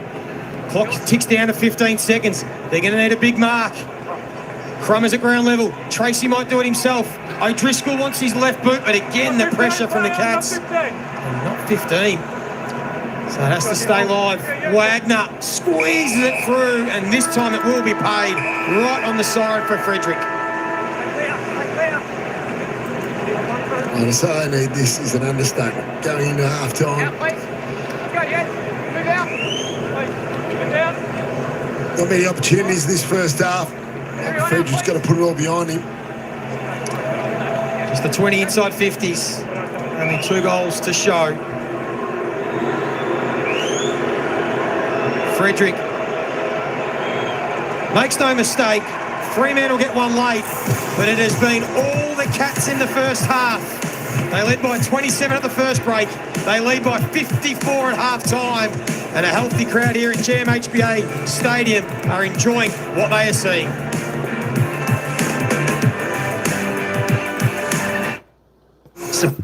All right, we'll be back with the commentators to give it a little bit of a wrap-up on the first half here. But I tell you what, the wrap-up is all about Geelong. They are the Geelong Cats of old. They are giving the Dockers an absolute spanking here today. This is the master and the apprentice out on the park today. Well, Geelong can do no wrong. They're kicking accurate. 12 goals, 476. The Dockers, wow, I'll tell you what, they get the ball and it's hotter than a hot frying pan, 3-4-22. Well, we thought the Dockers might make a little bit of a run for it, but it's just not happening. As ADG said, this is embarrassing for the Fremantle Dockers. No flag mantle maybe this year. Let's hope the second half is a little bit more inspiring there for the Dockers for a little bit of a comeback. Oh, this could get out to a margin where the Dockers fans will just run away and hide. But you never know in football. My gosh, 54 points, 9 goals. It's a big margin, isn't it? Let's wait and see what happens in the second half, though. I tell you what, if you're a Geelong supporter, you're mighty happy. And I tell you what, Paddy Dangerfield, he looks like a 20-year-old running around there this afternoon. He's got legs of a young boy out there today. Good to see Paddy Dangerfield back. ADG trying to hide. Well, you know what? Don't worry about that. Just enjoy the game. It's only round one. It's only round one. The season is a long way to go. And they'll have plenty of opportunities in the weeks to come, I'm sure. But they just need to fix a few things up, I'd imagine, in the second half. Try and get things working their way and get a bit of gameplay back on their terms. All right, let's go and have a look now at the goal scorers. And, of course, it was a Jeremy Cameron. Jeremy Cameron is playing. We had a comment there. Is Jeremy Cameron playing? He certainly is. I know you would think Cameron would be on fire, kicking a few goals, but he's been a little bit quiet so far in this half, even though with Geelong's big lead. Tyson Stengel, Max Holmes, Paddy Dangerfield, multiple goal scorers on the ground, all for the Geelong Cats, all with 2 apiece. Myers, Henry, Dempsey, Close, Cameron and Bales, the other single goal scorers for the Catters. For the Dockers, Tracy, Frederick, Brayshaw, only single goal scorers. There we go. Let's have a look at the disposal count. Bailey Smith, though, have a look at this, the newcomer into the Cats. How happy are they to get Bailey Smith from the Doggies? 17 disposals leading the way out on the ground, 9 kicks, 8 handballs, 1 mark, 3 tackles, 4 clearances. He's kicked to behind. He's having a good one. Next 4, though, Fremantle, surprising. Matty Johnson, 16, leading the way for the Dockers on 8 and 8. Jagger O'Meara, Wagner, O'Driscoll, 15, 14, 14. Humphreys next best for the Cats on 14. De Koning there on 14. Let's roll down the board. Andy Brayshaw there, up to 13. He needs to lift, he needs to lift 13 disposals. 5 kicks, 8 handballs. He's had 4 tackles, 4 clearances, 1 goal, 1. Not doing too bad, just still needs a little bit of a lift out of him. Let's keep rolling down the board. Tommy Stewart, 9. Brad Close on 10. Dempsey on 10. Brandon Walker. Paddy Dangerfield, I tell you what, he looks to be all over the ground, but he's only had 8 touches. He's had 4 kicks, 4 handballs. He's had a tackle. He's kicked 2 goals, 2. He just looks good. He just looks prominent. Let's see how he goes in the second half. Jeremy Cameron, there's Jeremy Cameron's stats there for who asked if he was playing. He's had 7 touches, 6 kicks, 1 handball. He's had 4 marks. He's had 1 tackle, 1 clearance, and he's kicked a single goal. There are some of the rest of your players' stats. We'll get back to the team stats in just a moment. Let's just get back down to a little bit of analysis of the commentators. All right, still a little bit of music on there happening. All right, they're back. Here we go. Geelong fans feeling pretty good too because they have been all over Fremantle. They lead by 54 points at the main break.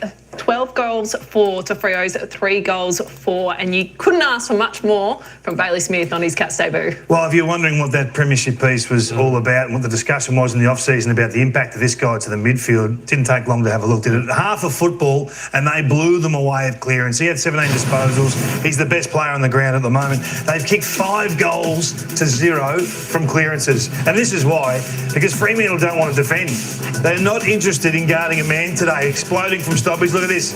Holmes, who's a known product in the AFL now, he's probably Geelong's best player. He goes forward unopposed, and Smith gets forward of the pack and sets up this little overlap chain. But this is a poorer defensive outfit, as you'll see. They've been awful today, Fremantle, without the football, and they've been made pay by some pretty talented players in the midfield. Pretty concerning stuff for Fremantle fans, isn't it? Particularly when we won it back to Super Saturday Live at the start. We spoke to Justin Longmuir. He talked about not allowing Geelong to get out of the back, and that's happened time and time again. Yeah, you're right. And David King, you asked this specific question about players getting out the back, and we spoke about Jeremy Cameron, but it's been all the forwards here. You can see from this stoppage, the ball comes out from Bailey Smith, who has been the best player on the ground, and young Draper is tasked with the match-up on Jeremy Cameron. You cannot fall asleep on Jeremy Cameron and let him get out the back. It comes down to concentration, and it comes down to positioning and effort as well. So unfortunately, at the moment, it's been Cameron, it's been Myers, it's been Stengel, and there's multiple opportunities that Geelong are getting from out the back. So dangerous signs, and that's why the scoreboard is so skewed to the Geelong way. Jay-Z, so much to like from a Geelong perspective, but Tom Stewart, that was a little concerning there. Yeah, the big incident late in the first quarter, you see Tom Stewart at the centre bounce. He cops a high knock from Luke Jackson.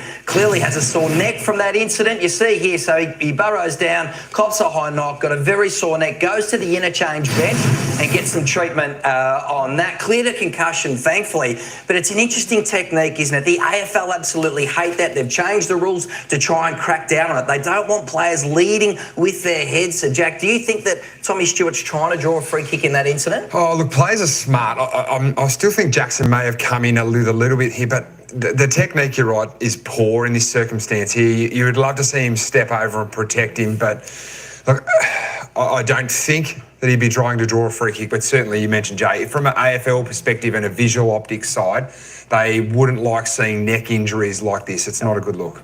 Hey, we've been loving every second of Tom Hawkins in commentary, haven't we, on Fox, his Fox footy debut. Let's check in with Tom Hawkins at the ground. And Tom, you must be loving every second of what you're watching from your former club. I certainly am, Kath. I'm trying not to be too biased, but Geelong have given me every opportunity to wrap my arms around and get right around them. But it was probably Fremantle's inability to be able to handle the heat. It's a hot day, but the Cats have, as Kingy pointed out, they're being clinical in the contest, and then their ability to be able to get forward and be clean and surge at the right times. It's really been a masterclass. God, you just wonder what Justin Longmuir is saying right now to the Fremantle Dockers. Thank you to Tom Hawkins. We're off to a quick break, and when we come back, we're going to talk to the Brisbane Lions coach Chris Fagan, the premiership coach, ahead of their grand final rematch with the Sydney Swans at the SCG. That's coming up next. You're watching Super... All right, we'll be back. Hey, Mark Lancaster, how you going? Travis first. Who's Travis? I'm not sure who that is. Anyway, there we go. We'll get back to them in a minute, and we can have a little bit of a listen to Fags. Let's get back to the disposal count. Let me just reload this, double check that is correct. There we go. Now we've got it. Disposal count. It doesn't really reflect the scoreboard, does it? 188, 183. The Cats by 5 in the disposals. 32 kicks up. That's the way to do it. Get the ball, kick it long, find your target. Handballs. The Dockers, 27 up.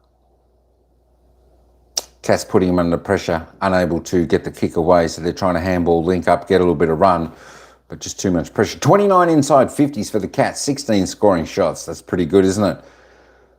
Got to be happy with that. 20 inside 50s for the Dockers for only 7. So we can see here, 71% efficiency for the Catters, not too bad. 68, still not too bad for the Dockers, of course. 62, that's pretty good efficiency inside 50. 55 for the Dockers. Free kicks, well, there was a few more given in that quarter. 16 to 11. Umpires having a field day out there at the moment. Blowing their whistle. They're hot diggity dig on the free kicks today. Tell you what, it's hard to keep up with what's a free kick and what's not. It seems to change every week. Players have got to adjust. Fans have got to adjust. Everyone's got to adjust. There we go. 16 to 11. The hit-outs, Dockers, +4 in that department. And the clearances by 5. Centre clearances by 5. Stoppage clearances all squared. Dockers just not utilising. As I said, they got a couple of them decent players out. 5, one of them for the Dockers, who can make a big difference up in the centre as well. Help direct play and steer the ship correctly for them, but that's just not happening at the moment. Contested possessions, both contested, uncontested, all pretty level there. Turnovers, +8 by the Dockers, just the pressure the Cats are putting on. But the Dockers are putting on a little bit of pressure as well. But it's just the class and the cleanliness of the Cats. They're just doing it very well in this game so far. Marks 48-26. Cats just finding their plays a little bit better. Marks inside 50, only 5 to 3. It's just that little bit of pressure. The Cats, well, there we go. All right, let's go down and have a look at the tackle count, because this tackle count is extremely high today. As we said, it's a pretty tough. Well, it's a little bit of a scrappy game, but it's a pressure game as well today. A lot of tackles being held in this game by both teams today. 58 by the Cats, That's very high. That's very high. 34 for the Dockers. Tackles inside 50. The Geelong Cats, 17 tackles inside 50. There is that pressure. And it's giving the Dockers no breathing space at all, which makes it very, very tough. All right, let me just get back over here. There's the score up until half time. We've got 7 minutes, 50 seconds before the bounce of the ball for the third quarter. The Cats, 12-4, 76, leading the Dockers 3-4, 22. What's going to happen in the third quarter, fourth quarter?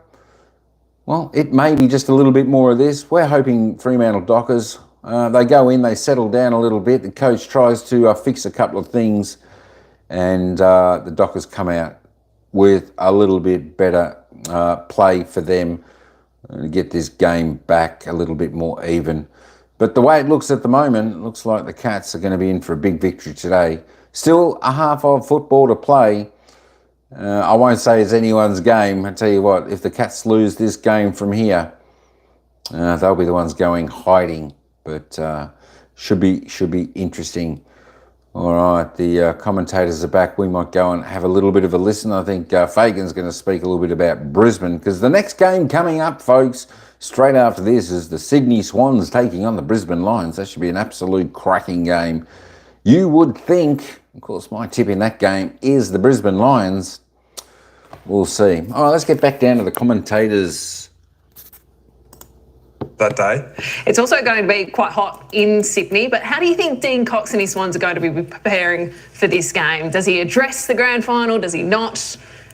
Well, I think he addressed it on the opening day of pre-season. We know they sat in there for 7 hours and missed a whole day of training for the fact they wanted to look back on the season. But it has to be in a fresh light. I wouldn't be reviewing or even previewing this game through the lens of the grand final last year. They would have looked at how Hawthorn played Sydney last week. How they played against Hawthorn last week. And I just think they've got to park it and actually start to focus on ahead rather than behind. Unfortunately, we were scheduled to talk to the Brisbane Lions coach Chris Fagan, but unfortunately he's not available at this time. But I loved what he said the other day, Jack. He said, we were premiers last year, we're nothing this year. Time to restart and go again. And what a great way to set the season up. And it's going to be questions like, what's it going to be like without Joe Danaher? Who can step up in that fold there? What's it been like for them this week? Because they've had to travel down nice and early. Obviously off the back of Cyclone Alfred, they haven't been able to train as much as they would have liked to, so they're headed down to Sydney early on, and all these questions will be asked after this game. It's all to look forward to after the second half in Geelong. We are back to GMHBA Stadium next. The Cats leading Fremantle by 54 points.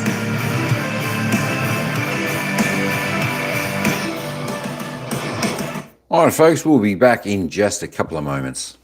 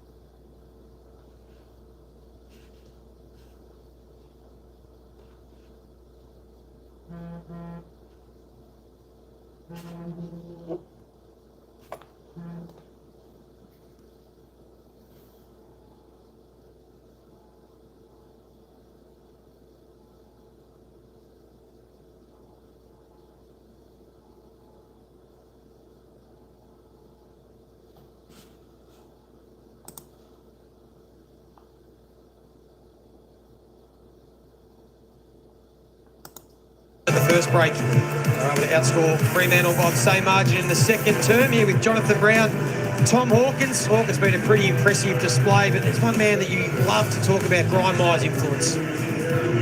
I can't help but talk about Grind, the link man, so to speak, today, Joey. His work rate to get up the ground and then get back forward. But the thing that I like the most is his ability to find a target inside forward 50 and put them in dangerous spots. So keep an eye on Grind Myers' evolution in the second half of the game. Righto, this midfield for Fremantle needs to lift out. Caleb Sarong there in shot. Andrew Brayshaw as well, another senior leader. They need to lift. Third quarter underway. Geelong full of running. Good start, Fremantle. Centre clearance, Sarong to Johnson. Deep ball, Amos at the front. Reedy starting deep. Frederick, who got the goal just before half-time, gets the first straight after. Back-to-back goals. Yeah, good centre bounce clearance there. Well done to Sarong. He's able to get that clearance. He got it out. Got it moving forward territory. So here it is. Centre circle. So there you go. Sarong involved. Johnson drives it in there. Gets territory. Deep entry. I like this. Good contest by Amos. Gets it at ground. Better at ground level. Keep the ball alive. Geelong have been able to dominate at ground level in the front half. Frederick turns up. You're spot on about Amos, Brownie. Sometimes it can be having an ordinary day, but you don't want to turn that into a really, really bad day. And his soft drop ability to be able to get the ball to a predictable spot in the end was the catalyst for the goal by Frederick. Just got to compete. An understatement to say that's the start they needed. Simon Meredith turning 50 this week. One of the great umpires we've seen in this game. Yeah, happy birthday to Simon Meredith. He's one of the best. 50. Still going at the elite level. Free kick. Going to go the way of the Dockers. Johnson thought about taking the advantage. It'll be come back to Luke Jackson, who tried really hard in that second quarter to provide some contest and clearance work. Getting a fair stint in the ruck today. Disposal number 11. Again, they're going to drive it in deep. There are all the big boys. At ground level, though, it's close. He just throws it on the boot. Players converge. Well done, Johnson. Good concentration and courage. Much better start to the quarter here from Fremantle. Lock it in their front half. Tom Stewart, though, just lurking in the pocket. So Johnson pulls the kick more towards the top of the square. O'Sullivan just had a little fumble. And then Banfield will make them pay. 2 inside the first 2 minutes. You called it there, Joey. Just pulled the kick slowly to the advantage of the forward there, Tom. It's important, obviously, so they're on the same page. Yeah, the other thing that they're doing from this vantage point is opening up a pocket of space about 20, 30 metres out from goal, allowing their key forwards to come at the footy, create that contest, and then that surge comes from the middle half of the ground. So they certainly look a lot more active in that part of the ground as opposed to the first half when they were probably just a bit stagnant through the middle. And you've got to win centre clearance, Joey. So they started off first 2 centre clearances here in this second half. Opportunist goals. Yeah, they've kicked the last 3 goals, Fremantle, off just 9 disposals. Just before half-time in the first 2 here. So that's efficiency. Maybe just give themselves a little bit of confidence. Atkins couldn't take it. Sarong was clever. Tapped it into the path of Jackson. Here's another centre clearance. He just took a little bit too long. Great run down from Atkins. Amos got the arms free, so had to get rid of it. Holmes takes it away. And then clean was DeConing. Tried to sweep it into the path of Close. There's another strong tackle. Oh, the umpire gave O'Meara enough time to get rid of it. And Blitzards playing full-back to start this third quarter. Spent a lot of the first half there as well. Switkowski looks sore. He's hobbling. Just see there on the screen. So the Cats will try and take advantage. Kick from O'Connor to Mullen. Stand. Now Stewart. Play on. Just coming up for the disposal, number 10. You can see Switkowski in the screen. He's had his injury troubles. Draper tapped down only as far as Dempsey, who just pops it up for Neil. It was too big and his hands were too good. Yeah, he got his hands to a lot in the first half. Big Shannon Neil, but this time he was able to clunk it. Go back and kick it. Just fumbled a bit in the first half, but he made really good contest when the ball did come in there. Nice kick there. Good touch by Dempsey. It's probably just his timing that he's been a touch off with. Yeah. So Neil looking for his first. Goes across the face of goal. There is Sam Switkowski. Checked by the physios and docs.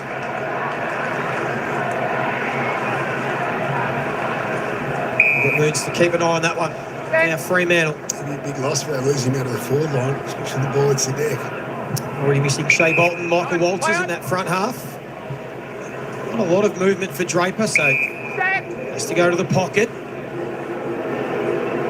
A few boos from the Geelong fans that have long memories. Former Cat will drive it towards the wing. De Koning was the extra. He couldn't take the mark. Brayshaw at ground level. O'Meara sweeping handball. They're converging from everywhere, the Cats, but Fremantle handle it better. Although Walker's kick missed Wagner. Close. Bearing down. And then went after Frederick, and he misses the kick as well. So they made it hard for themselves, Fremantle. Although Sarong applied the tackle. And then Jack Henry wraps up O'Driscoll. Just talking about these Cats tackles. Got told it was the most tackles in a half for Geelong since 2017. It's almost 10 years since they've laid 60 tackles in a half of footy. It's a high number for a dry game of football as well. Normally it's big numbers in the wet, but... Myers went through his hands. Wagner went to ground. Walker has support. Kick from Sarong finds Jackson, who thought about giving it to O'Meara. Frederick's in space, and instead he kicks it into the back of Johnson, who was running past. And again, they might make life hard for themselves. Sharp just did enough to get some separation. Draper, they're stuffing around with it here. Pearce, can he get himself? He does it nicely. That's the fullback and skipper. Pearce, who creates, goes towards Amos, who got a good look at it. Got the handball over the top, but well done from O'Sullivan, who slaps it through. Gee, they made hard work of that Fremantle. Big athlete, good athlete, Alex Pearce, isn't he? Reliably informed. He's 1Ks, he's right up there, and he's a quick boy as well. He would have played on New Hawk over the journey. Yeah, played a lot of footy on Alex, and it's great to see him get such a run of continuity with his football. Has his injury issues, but great to see him out there. Jack Henry sweeps the handball to Zach Guthrie towards the wing. Henry flew. Walker happy to take the tackle. Game poised here. Been able to work their way back into certainly this quarter at least. Competed a lot better around these clearances. It's been able to eat into the margin ever so slightly, but don't have too much room for error. Fremantle in the chase. This margin, Pearce, Myers, wonderful tackle. Unlucky not to get rewarded. I'm going to state the obvious here, Joey, but it just seems early on that this game is being controlled by the team that can handle it the best, that can dispose and be the most efficient. Blitz halves couldn't quite get there on the full. Tracy went hard. Zach Guthrie been excellent this afternoon. It's the left foot spiral. Well done, Wagner. Walker, another sloppy disposal. Made Clark work for it. Again, this handball game, but Geelong's pressure. They come from everywhere. They're all over them again, this time Nevitz. And we know early in the season it's going to take players time, but Geelong's pressure's been outstanding. It's chicken and the egg day with the overhand balling. Smith just gets some territory. Walker just casually strolls towards the footy. Well, guys, news down here for Fremantle. Switkowski's done his groin, so we just see the incident just here as he comes through just grabs at that right groin. So that's the problem there. The sub has been made with Heath Chapman coming on very soon. Neil, with a big volleyball spike, gets it forward. Draper has to be careful of that fend off. Umpire all over it. It was high. You've just got a feeling about this one. The way he squeezes the ball, the way he goes back, the interaction with the crowd. Drop punt. Did he get the little right to left going? He cuts across the ball sometimes, Hawk, doesn't he, to get that swing back? He's got the full bag of tricks. Righto. Tom Hawkins has called it. His first big call. Jezza from the pocket. Oh! Jeez. Gave it a ride. Boys practice down that end very often. Captain's Run Day, historically the day before the game when we played down here, that's where all the shots get taken from because it's the closest to the spa ground. It's a hot spa, not the cold one. 1 goal, 1 for Jezza from his 8 disposals. Close, taken out of bounds. Positive signs for Fremantle on this third term, just trying to work themselves back into the contest. See if they can get it to a manageable margin going into the fourth quarter. Reedy and blitz halves now having a stint in the ruck. O'Connor has been pretty close to Brayshaw for most of the game. Had twice as much footy this quarter at Fremantle and Geelong. So hit the scoreboard a bit more. Lead into this lead, like you said, Joey. Been able to win the contested possession this third term. Nevitt skews off the side. It'll favour Cameron. Got it to Humphreys. Neil wants it out the back. That's where the kick goes. Pearce did really well. Such an underrated part of today's footy is defenders and the way that they read the game and are so proactive in taking front position, and then the ball goes over your head and you've got to track back and into something that then turns into being a really vulnerable position and spoil and take the ball out of bounds. That was all class. Neil doing the ruck work. Off the ground. It'll be thrown in. There's Ollie Henry. Fremantle definitely lift their intensity around the contest, though. There's no question about that. Felt like, Geelong's pressure was good in the first half, but I thought they were a bit lacklustre, Fremantle. They lifted their work rate. This is where the Cats were dangerous in the first half, though. His ground ball's inside forward 50. Clark. Not going anywhere. Yeah, and the stats represent that. Brownie, Sarong, 6 clearances, O'Meara, Brayshaw, 4 apiece. So they're just starting to get control back through the mid part of the ground. O'Meara just did enough to get the handball to Sharp. Ryan to Wagner. So a good chain of handballs. Now an important contest on the wing. Banfield didn't try and take possession. He tried to tap it into the path of Frederick. Stewart was there. As always, the brick wall runs out of room.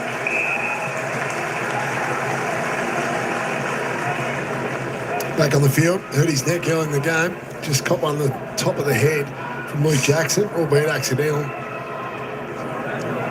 Freo sub on. Yeah, Chapman actually did a good job on Jeremy Cameron late last year over in Perth. Sub today. Generally a defender. He's going to play as a half forward. How's he going out? Draper's been on Cameron today. Pretty good job. They won't change that matchup. Well, that's been the impressive thing about the Cats, isn't it? They've got this lead, and really Stewart and Cameron haven't had huge influence on the game at all. The 2 superstars.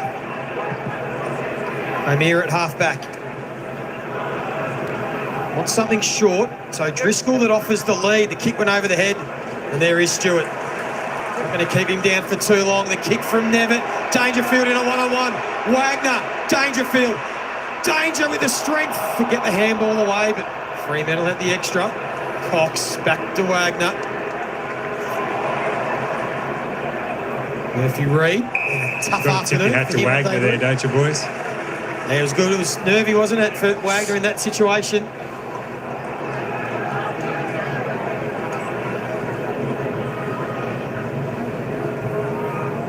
Sarong tries to come through, but Atkins is right on his tail. Put some work into him too. You can see off the ball, Tom Atkins. Yeah, I feel like Atkins been around Sarong a lot today, as is O'Connor with Brayshaw. Nevitt and O'Driscoll. Brayshaw on the bench at the moment. Probably not hard tags, but certainly would have been made mention of with Chris Scott and the staff during the week. Certainly a player like Tom Atkins traditionally plays a bit more of a defensive role, but still hunts the footy when the ball's in his area. Holmes into the pocket. Pearce worked Neil under the footy. Made a pretty good jaw.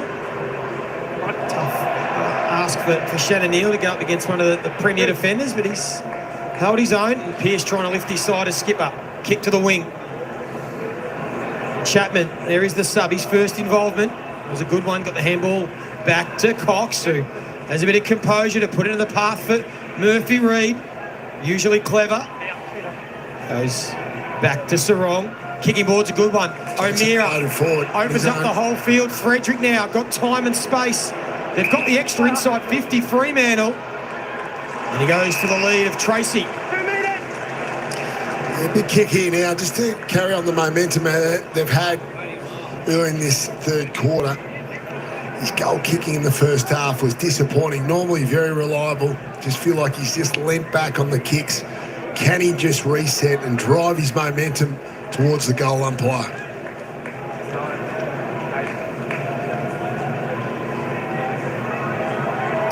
$45 goals last season. Got one this afternoon. The ball drop was an issue earlier. That one just not quite on line. Much better contact.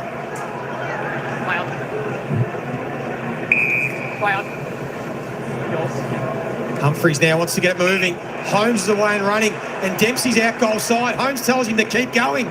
The kick was to the advantage of Dempsey, but Luke Ryan, he read it well, got across to bail out Carl Warner, and he gets it back. And then just sends a real high ball up into the wing.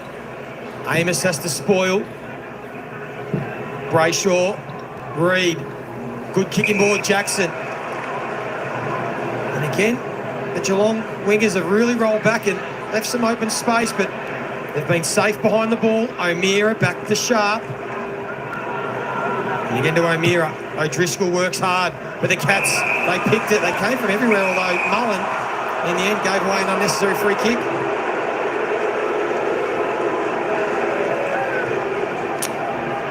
Not sure that was the intended target, Hawk, but it'll find Murphy Reid. He'll go back and try and kick his first goal in AFL footy.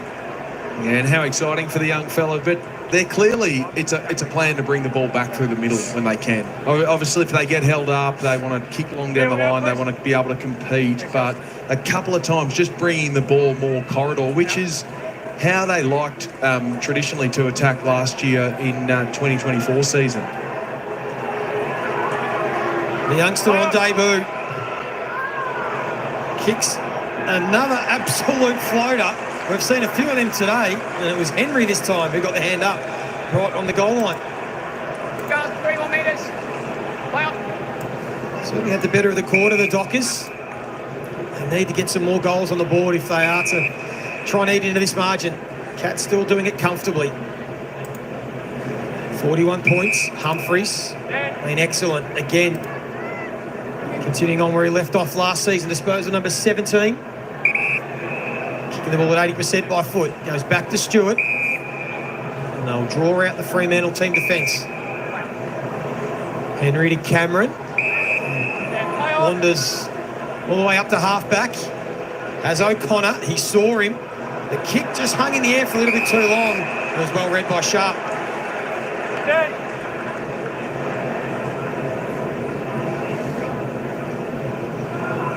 Just a little bit of a lull in this third quarter. After Fremantle kicked 2 goals inside the first 90 seconds. To give themselves a little bit of momentum. Cats just slowing them up. They know time's on their side. I think under 7 minutes left in this third term.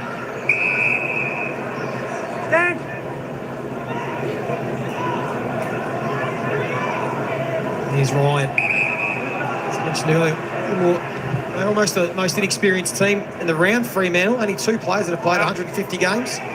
Luke Ryan's one of them. Jack Henry off one step. Neil did enough to bring it to ground level. Stengel again in the right spot. Brayshaw working hard. Try to drag Stengel away. Smith, Walker, Nevitt now. Clever handball, saw close in a bit of space, and Brad Close. That's a brilliant bit of play to find Ollie Dempsey 40 out straight in front. Yeah, just a bit of an arm wrestle. Not much happening there for a few moments, as you said, Joey. Who was going to make the most of the opportunity there? The punch forward is waiting. Great handball by Nevitt forward.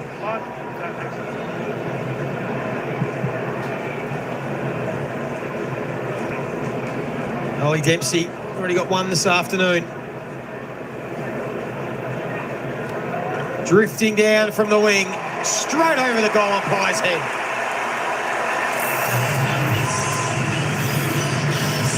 Taking the chances today with their set shot goal kicking. 8 goals too, Tom. You know, it's a fantastic return for set shotting.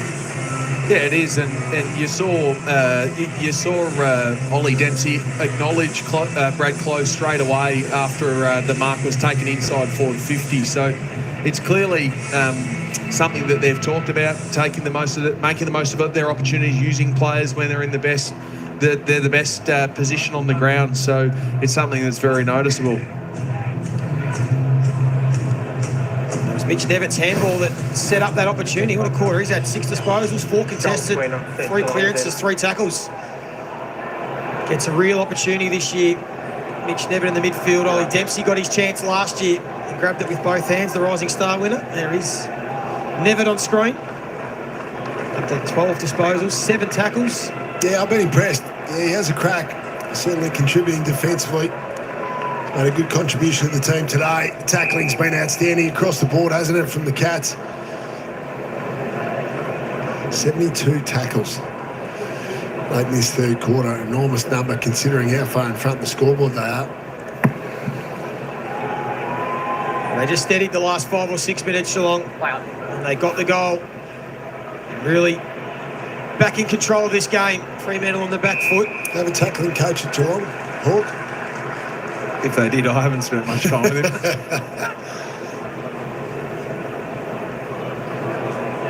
Brayshaw's clearing kick didn't really clear the distance. Well done from Reid. That was clever. 1-on-1. Jack Henry was always in the box seat. I shouldn't say that, Brownie. James Kelly, one of my former teammates, who's the defensive coach, does a lot of work with the tackling. Head clash there. Friendly fire. We saw a bad head clash last night between teammates. Josh Battle, Jack Scrimshaw.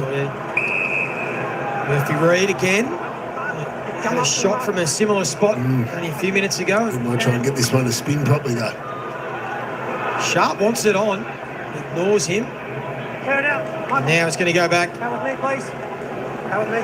And have another attempt at getting his first goal in AFL footy. You're hoping for a better ball drop.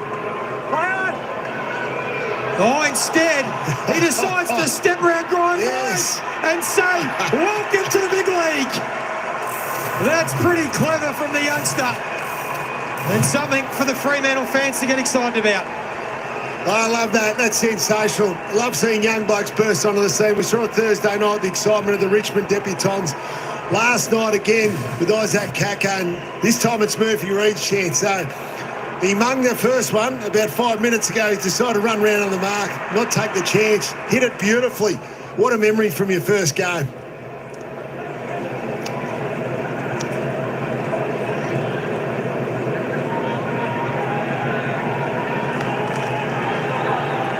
Well, he was one of the smartest footy brains in the draft. He thought his way through it, didn't he? He thought, I'm not sure if I can get the distance. The arrogance of youth, Joey. Back in our day, if we shanked the first one, we weren't running around the bloke on the second one. I love to see it. He has got the step. Did speak about it pre-game. Bit of steel side bottom, bit of Simon Black with the step. Hopefully he's a bit quicker than Blackie.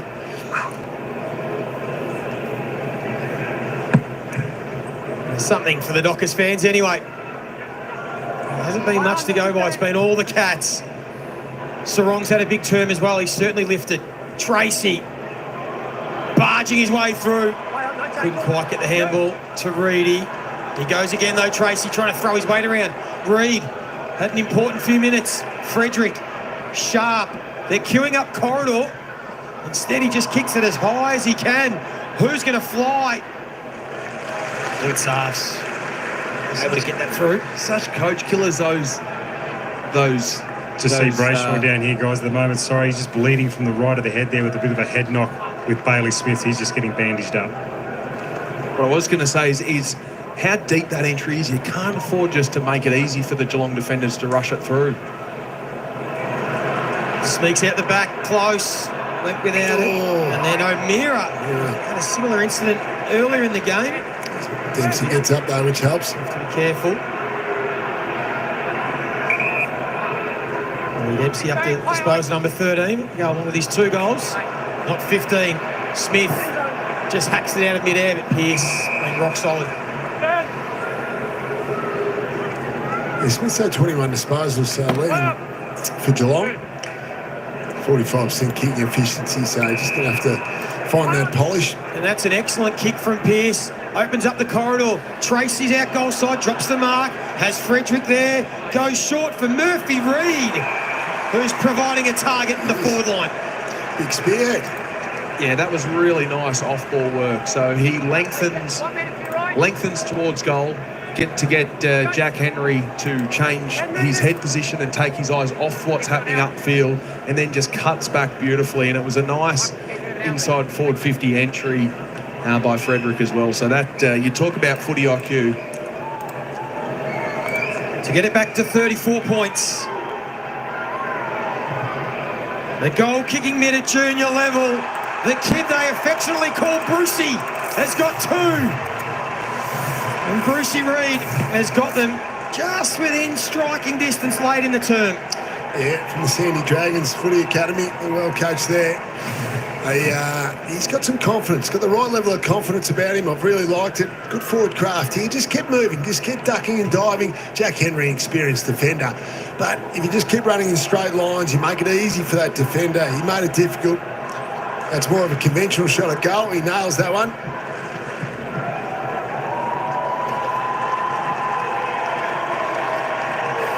Question about that. The Fremantle supporters will be excited. That's what they need to in their lineup. Switkowski's been subbed out of the game. He's been their best small forward last year. Top 5 in the best and fairest. So they need another one to come through. Walter's obviously ageing. Shea Bolton not out there with injury as well. 4 goal to 1 quarter in favour of the Dockers. Start to get some reward on the scoreboard for what has been a much better term. Henry again. Tracy. Can he get it out wide? Chapman, the sub, the defender wasn't quite sure what to do. Reedy around the body. Here's Reid again for 3 in 3 minutes. The youngster is keeping the Dockers alive.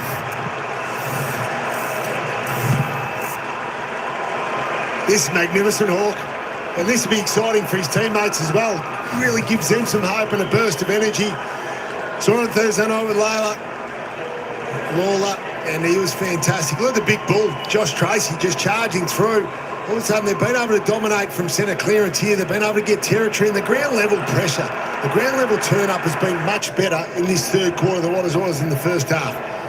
Yeah, it was, and clearly with his ability to win a 2-on-1 at the face of goal is certainly something that brings energy to a group that is travelling on the road, that is playing in hot conditions in a place that they don't play too much football, where they've had success. So, you know, he's brought a real spark back to the Freo side. That's great. Plenty of family here, I would have thought, just down the highway. Victorian boy.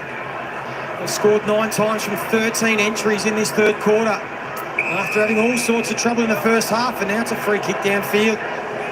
Driscoll, decked by, I think it may have been Stewart, after he disposed of the footy. Johnson. Where's Murphy Reid? Instead, that's the kick you're talking about, Tom. It was deep. No, Reid again! He couldn't got him! Oh, the kid is putting on one of the best 10 minutes of footy you will see on debut. There is a new Reid in town over in Western Australia, and he may just be on the back page of the paper. Oh, it's a read-off. Yeah, that was sensational. I've never seen anything like this, have you, on debut? I couldn't get a kick in me first game of debut, Joey. But he's turned the game, 4 in 10 minutes. Well, there's excitement now, there's hope. They're back in this game, 22 points. All of a sudden, the Cats have lost momentum, dominating at a centre clearance. They've been able to get territory, and then this kid, the fire starter. Yeah, they have. They've clearly got some ascendancy through the mid part of the ground, and so much so that Chris Scott's pulled the trigger and put Patrick Dangerfield, Max Holmes and Tom Stewart, some experienced campaigners, back through the middle. So you'd look to see them control the ball, hold it in, just slow the momentum down of this rampaging. Yeah, the danger ripcord, get him in there, although they are full of running. Sarong and Brayshaw have had big quarters. Holmes was clean. That's just what they needed. Although the kick missed O'Connor. Bearing down Brayshaw, got the bump in. O'Driscoll, they are full of confidence. Where's the kid? Sharp decides to go for home himself. It'll get right to the goal line. This is going to be a close call. It's going to be a score review. Leave it to behind. Can we just confirm the ball's taken before crossing the score line? Where's the theatre in that, Jeremy Sharp? He had the young debutant. Review underway. Was it the right option, Hawk, from your vantage point for Sharp? You would like to see when a player's on, certainly, but when a player's on a heater, Review I always complete. thought you Looking feed at them. these angles, we can see the ball is touched before crossing the back of the goal line. Decision on the scoreboard. And up second area. We know the strategy changes. Obviously, Justin Longmire did a few things at half time, but I wouldn't have thought he's gone, right, we're going to Murphy Reid as the spearhead. Unexpected in the first game. 21-point margin. They trailed by 10 goals late in that second term. Jackson, not paid. De Koning just tries to get some territory. Fremantle winning every critical ball at the moment. Sarong, Sharp. Oh, that was a fumble that may be costly. Wagner got it out. Sarong. He's been awesome this quarter. Aggressive kick. Well, that went over the head of Brayshaw, and this might open the door, but Stewart, uncharacteristically, high ball. Murphy Reid's in this contest. Oh, he went early, the kid. Chock full of confidence. Frederick with a big tackle. Ball up. How's that, Jimmy brought that down? How's the goal? Just went with the 1 minute, didn't he? He thought, if I'm ever going to get away with it. Did say he's got a good level of confidence. Important 25 seconds. Fremantle, will they get one last crack at it? Cameron's had to come a long way up. Smith. Now it's a critical one-on-one for Fremantle. Stengel. This one will be a dagger. Just looked before he took it cleanly. Henry. Clock down to 7. And Fremantle will get out of jail. But it was unlikely, and all of a sudden, we have a game on here. Saturday afternoon, GMHBA Stadium. It was that man, Murphy Reid, that has breathed life into this game. Fremantle are coming, but it's the Cats by 21.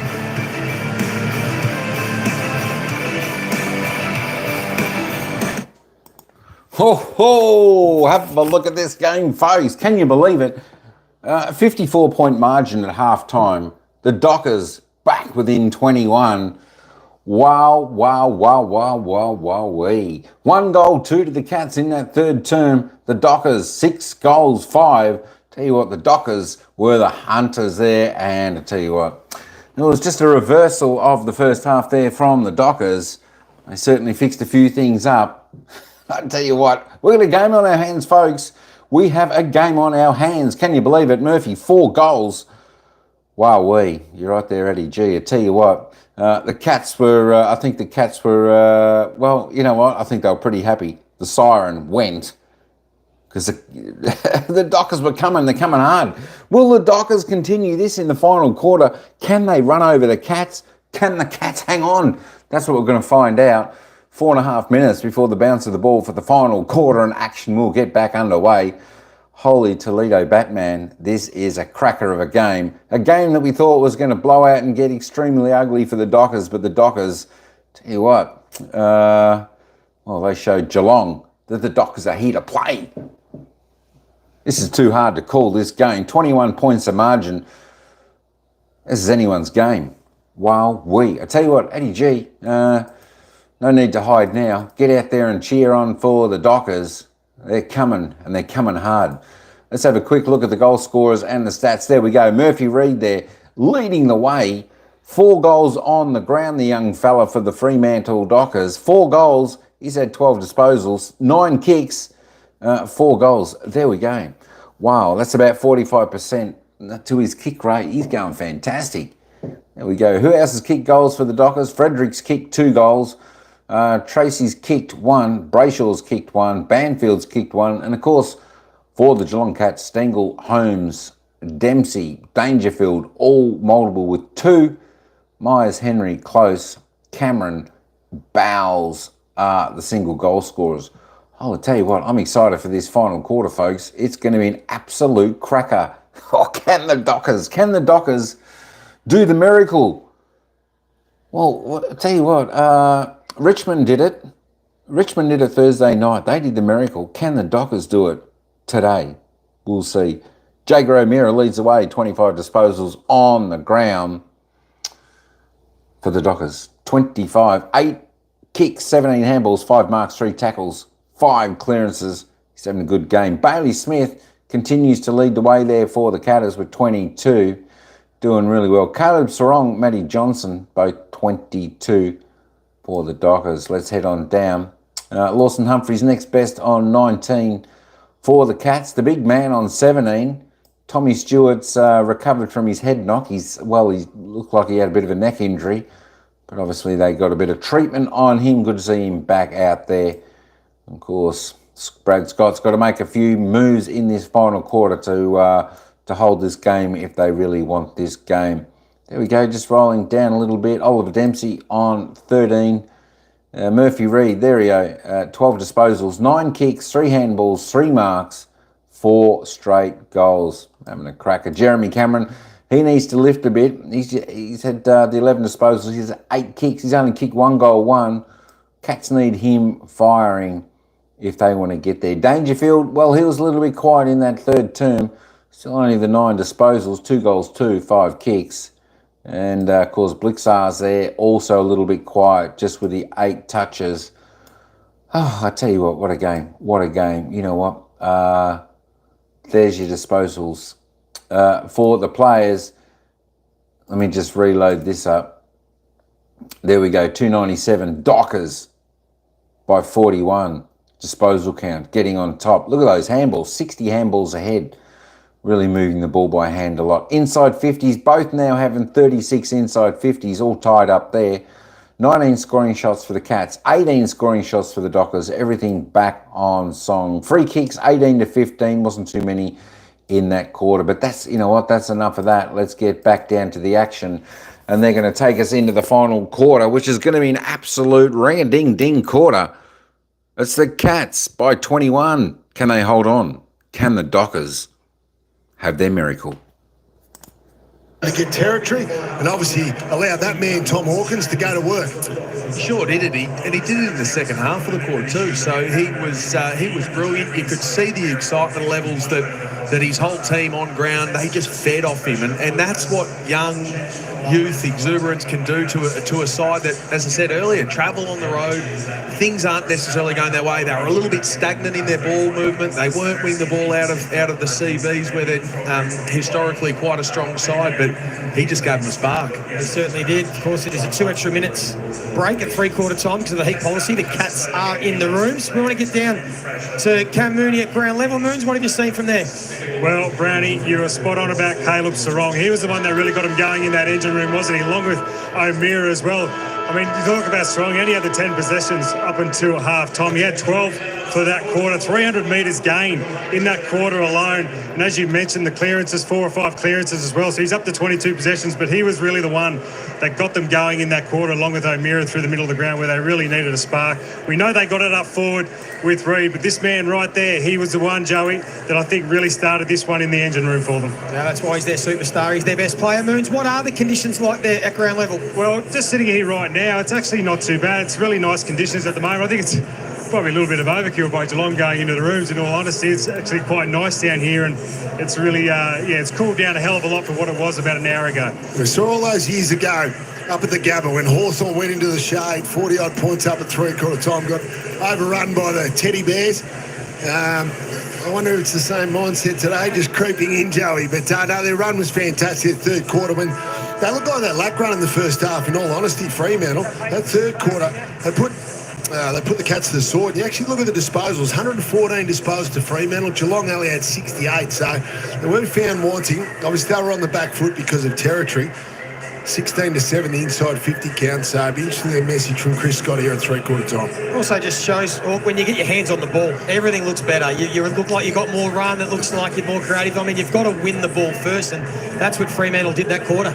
Yeah, they did, and they were clean. I thought they were really clean from CV stoppage and just generally stoppage around the ground. And when you're clean, it just makes the chain down the field so much easier, which makes it easier for guys like Tracy and Amos to compete. It also brings young Murphy in, Murphy Reid into, and makes the game really predictable for him. You know Chris Scott better than anyone. Hawk, what would his demeanour have been like at three-quarter time? What would have been his messaging, and what are you expecting to see from the Cats in this fourth quarter? Well, I expect Scotty would have been calm. He doesn't lose his cool too often. They would just be refocusing on what made them a really good side in the first half. So that's getting back to hunting the ball. That's being able to control the ball in the contest. And if you can't control the ball and slow it down, it's maybe get it forward at all costs to give your forwards an opportunity to be able to compete. I think defensively they probably just need to tidy up just a little bit across the ground. They probably allowed Freo to get too much territory with the game, so that'll be a fascinating watch. Well, a 6-1 third quarter has given the Fremantle Dockers an opportunity. They have won their last two meetings down here at GMHBA. Can the Cats respond? Holmes, first centre clearance. That's important, but Draper. Played well, Draper. Better than Jeremy Cameron for a lot of the day. On Dangerfield that time. Clark out wide to O'Driscoll, and he feels run will be important in the fourth quarter. Dangerfield started in the centre bounce. Murphy Reid wants it short on the wing.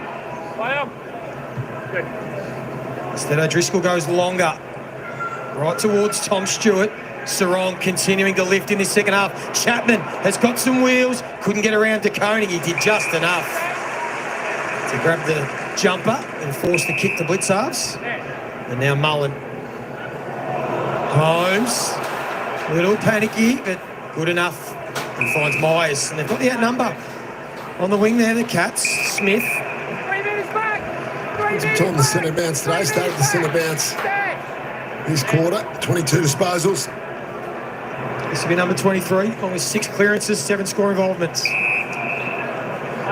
this is the sort of ball movement that Scott Erickson would have been talking about at three-quarter time. We can just take a little bit of the sting, even though the quarter's only just in its infancy, but you control the ball, mark the footy, kick. There we go, using a lateral one again, just takes a little bit of the sting out of the Fremantle defence. I know it's a bit cliche, Brady, but you feel the first goal of this quarter is important. I think so, whichever way it goes. Well, especially for Fremantle to carry on that momentum. It's the Cats. It'll be a real steadier. It'll make it difficult. Tracy almost did enough, but umpire said front on contact. So Cats making the Dockers work, making them defend. Guthrie ran hard, picked off by Sharp, but he can't really go too quick. Stewart sitting back, aggressive into the corridor, read by Holmes, who quickly throws it on the boot. Draper couldn't fist it out of bounds. Henry, good tackle from Ryan. Throw in. Cats happy to have Tom Stewart sitting back. That's sling tackle, got to be very careful. Henry, probably so, asked the umpire. An early opportunity for the Cats. Neil done most of the ruck work inside 50. Henry, handball only as far as Ryan, and now a chain of handballs from Fremantle. Clark to Sharp. It's Reedy, the ruck, who wants it out the back. It's a good kick to advantage. He needs to mark, he does, but can't really go quick. As we said, Tom Stewart, you can see on screen, just sitting a kick behind play, patrolling things. You just wonder, Brandy, whether Fremantle can allow Tom Stewart just to sit there for this last quarter. Yeah, so you want to avoid him, go around him if possible. Straight to him. Well, there you go. Just how long we see him shift. Just shift the ball, attack the corridor. Got to win the game now, so let's keep the momentum going for the Dockers. And that's where they seem to be loaded up too. That's where their tools were for the middle part of the ground. So again, Cats happy to be patient, but Smith's still got some run in the legs. It's been an excellent debut for the Cats. Long ball, Neil again's going to fly, but Pearce, he wasn't sure the mark was going to get paid. I was paid a free kick in the back. It's been good, Alex Pearce. He's been rock solid. Good battle between him and Shannon Neal. Shannon Neal just, his timing's been okay, just hasn't been able to clunk it. He's certainly competed well in the air. Your other Fremantle tools, Tracy Jackson. Smith back to De Koning. Kick's going to be wide. It'll be too wide. So a chance for Fremantle to reload. No scores really yet in this first 4 or 5 minutes of the final quarter. Just can't fall into this slow style of play that Geelong are trying to create for this quarter. They've got to keep the ball moving, Fremantle. Kick's a good one to Sarong. He's one that normally looks to create by foot. Reedy wants it in the pocket. Jackson's there as well. Jack Henry mops it up, but another kick out of bounds on the full. That was good by Sarong, Joey, where he took the mark. Instead of just waiting and going sideways, he decided to drive it in. Even numbers ahead of the ball. You know, Amos and Jackson, Tracy will compete well there. A lot of numbers, top of the goal square. It'll just go to that pack. Guthrie did nicely. Smith's having a lot of touches in this fourth quarter, but that's the third out of bounds in a row. He's frustrated with himself. Brian Myers believed that he got a hand to it. So does Bailey Smith. The umpire has played out on the full. Sarong. Again, we'll just go with that three-quarter kick. See if someone can take a contested mark. Banfield wants his left. Can't score it around enough.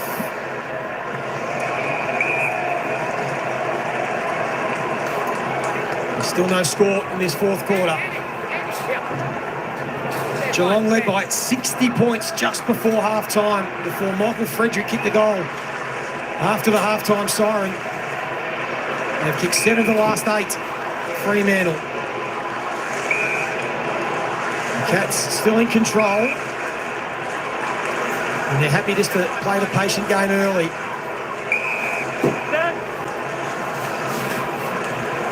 Mullen hasn't seen a lot of it. Just 6 disposals. He'll kick towards Connor O'Sullivan, who's drifted forward and has been paid the mark. Good hands from the youngster in his second game.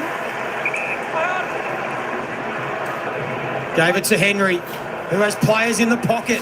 Pearce, swinging arm, could have given away the free kick. Instead, we get a ball up. He certainly wound up from a long way back. They'll be keeping a clamp on Dangerfield here. He's the danger man.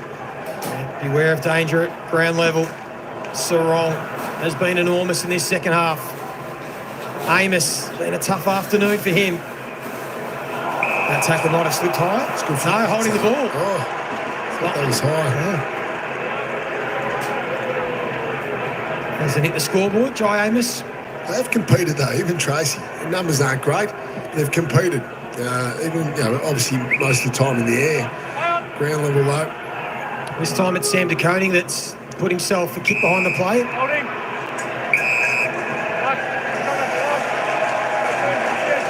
Free kick off the ball.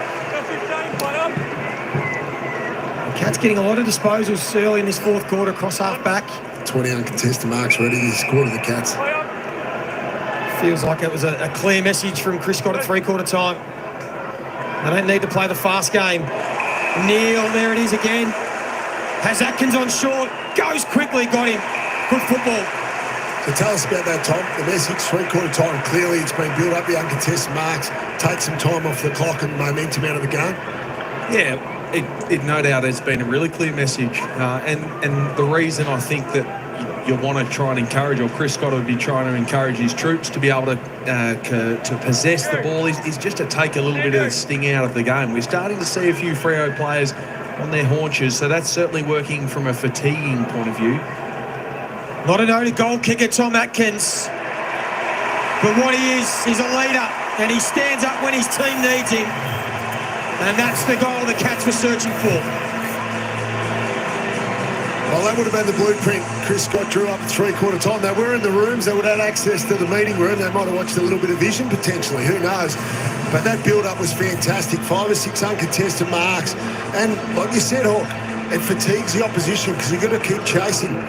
Takes 2 minutes off the clock as well. And then a good contested mark by Neil, who had his hands to the ball a lot of times today. And then a great decision to go back inboard and good finish by Tom Atkins. The Bunnings Warehouse build-up. Tom Atkins went back and steeled himself, and it's back out to 27 points. It's a leader's kick. That's it shot. Tom Atkins, one of the leaders. Just the 9 disposals, but he's been in everything. Set the tone early with that pressure that gave the Cats their big buffer. So it's over to Fremantle. Can they respond, or have they run out of steam? Centre clearance to Koning. Had an excellent game. Neil! That's a big one-on-one win against Pearce. Yeah, it was. He identified the ball drop really early. So if we go back, we get a look at the vision of that set play. It's always nice getting stoppage exits right out the front, but his ability now to be able to put the pressure on and get Alex Pearce's feet moving to put him off balance and then executed with a nice mark. He showed some glimpses. It's been a really good battle against a wonderful defender. But Neil now gets his rewards. And the Cats are well and truly steady. Fantastic. We saw centre bounce dominance by Fremantle in that third quarter. Got them back into the game, but Cats have been able to win first 2 of this quarter. They've gone bang, bang. Fantastic. And I've loved this. Just look, Shannon Neil, young forward, taking over the Tom Hawkins role. Obviously, you've mentored him there, but beautiful craft, beautiful positioning against an experienced gun key defender. It's been a great contest between the two all day, and he just hasn't been able to quite clunk a few, but he has in the last few minutes. He set up that last goal and then beautiful finish then. He would have done that 100, 200 times over pre-season, maybe more. It's something that is...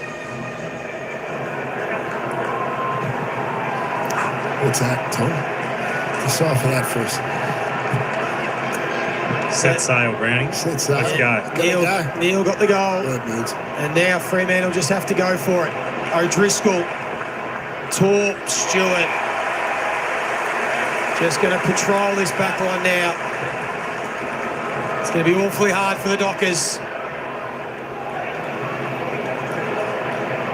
Humphreys to Koning. He's had an excellent game. Disposal number 23. Got it to close. Smith full running. Neil wants it again. Henry's at the top of the square. He could have poked it over the top, but he wants his own moment, and then Henry took it away from him. Been a big weekend for the Koning boys, both in the ruck. Tom, 28 on Thursday night, albeit in a losing team. Today, Sam, 23. Fantastic. And Cox went short. Stengel read it from a mile away. And this might just be the nail in the coffin. Do you have a little word to Ollie there, Hawk, if you... I think I would. I think Shannon's also would plead a case for not getting one over the top, Moons. I'm sure you would have kicked it there.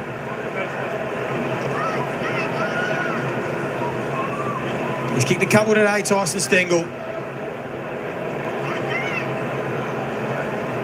For number 3. And to bring up the triple figures, he sneaks it home. And the Cats have had all the answers. It's been good. I like that they've come out with a plan. Obviously, the key thing was fixing up centre bounces, which they've done this quarter as well, is being able to control the ball. Again, the defensive efforts on show. Their first half was magnificent, all parts of their defensive game. Good reaction there. You can almost read on the facial expressions of the Fremantle players. They're just starting to show signs of fatigue through cramp, through lack of running and defending through the midfield. So it is clearly starting to have an impact. Is that controlling the ball strategy that the Cats have gone to? And don't underestimate the set shot goal kicking. 11 goals too from Geelong. Certainly something you would have valued, Hawk. All the forwards, that makes a big difference. They've responded in a big way, Geelong.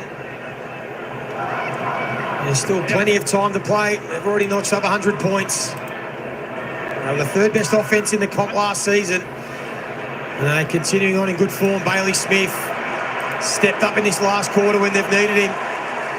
Disposal number 29, the most on the ground. Blitz halves. Bowes. Cameron wants it in the pocket. Draper has to come off his man, which is Neil. And that leaves him all alone in the pocket. Well done, Warner. He's been good today, Warner. Yeah, it's trying hard. You had to separate there between Henry and Neil. He played a bit each way and made the correct decision.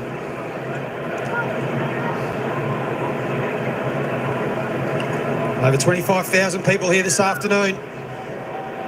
For the most part, they've enjoyed what they've seen from the Cats. Nevitt's handball a bit too sharp for Cameron. Let's watch Jeremy Cameron just lurking. He hasn't had a big day, Jeremy Cameron, just lurking around these stoppages. It's always dangerous in these situations, Hawk, especially if he gets a block on. Henry to ground. And it's been a plan to rotate players through him. So we've got Ryan on him now. We've seen lots of different players run through Jeremy Cameron, which is a smart way to play him. There he is, but there were two Dockers hanging off him. Lawson Humphreys towards the pocket and through for behind. Where would he rate the endurance runs, the endurance test for the Cats? In top 10? Oh, he'd be certainly up there, maybe top 15, maybe one that doesn't naturally score that well in the run, but on game day he's got an incredible game sense and nous. You know those guys? Yes, that's right. So the Cats next week will play again Saturday night against St Kilda at Marvel Stadium before they play the make-up game against Brisbane at the Gabba round 3. They're in good form. Fremantle have to lick their wounds and head back home to face the Sydney Swans, and they'll stay there and play against the West Coast Eagles. Cat sub's been activated. Jai Clark is on. Not sure who's off though. We'll get Moons to give us an indication of who has been subbed out. Nevitt, handball picked off by O'Meara. There's Brayshaw. Got the clash of heads with Bailey Smith early in the game. That's why he's got the head strapping. He's out and running. Has Johnson short. Tracy back. They've put Cox forward. Just starting to see a little bit more of this. Some defenders just go forward late. Brendan Cox is capable. So it was Sicily in that opening round game. Mark O'Connor's the man that's been subbed out, guys. Looked like he got a bit of a left corky there on the thigh. Brayshaw's made the most of that too, with O'Connor going off. Certainly wore him pretty close in the first half. Just the 9 games last season for Brendan Cox. Steers that one home. They knock up their 10th. He's certainly capable of being a swingman, Joey. He can do that. He's got the athleticism for it.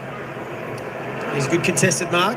Nice kick. Of course, he ruptured that hammy round 1 this time last year. Didn't get back till round 14. I've seen him in stints play forward. Well, that's them at their best, isn't it? When they handball, chain, and run and break lines and then execute inside forward 50.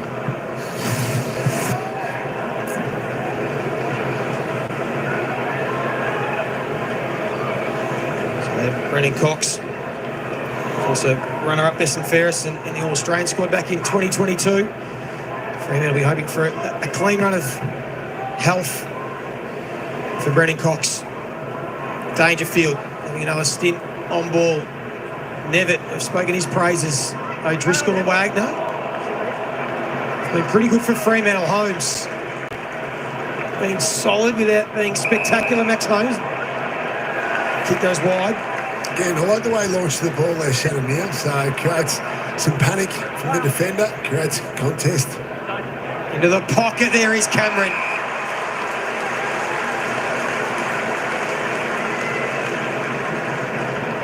In front of Draper. He's good, mate. Brad Close is just lurking for that little handball. Cameron thought about it. and said, no, this is for goal number 650 in my career. Only 29 players have done that in the history of the game. Go on the right foot here. He's going to go with the right.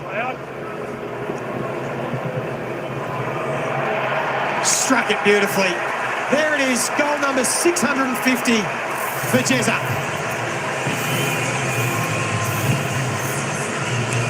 Great time for the Cats today. He hasn't had his biggest day by any stretch of the imagination. Cats have dominated apart from that 10-minute spell with Murphy Reid lit it up for Fremantle. Jeremy's been relatively quiet though, Tom, but he can play a number of different positions. That time he started at the top of the goal square. Yeah, that's did a pretty good job, but sometimes he goes up the field, Tom. Yeah, that was clearly a set play too. Even just the slight body pressure from Atkins on Clark to be able to hold that space for Jez to be able to work into. But 650, you can't help but feel there's a lot more in front for Jeremy Cameron over the next 3-4. Can he get 796? Can he get to 800? He'll do it in his sleep.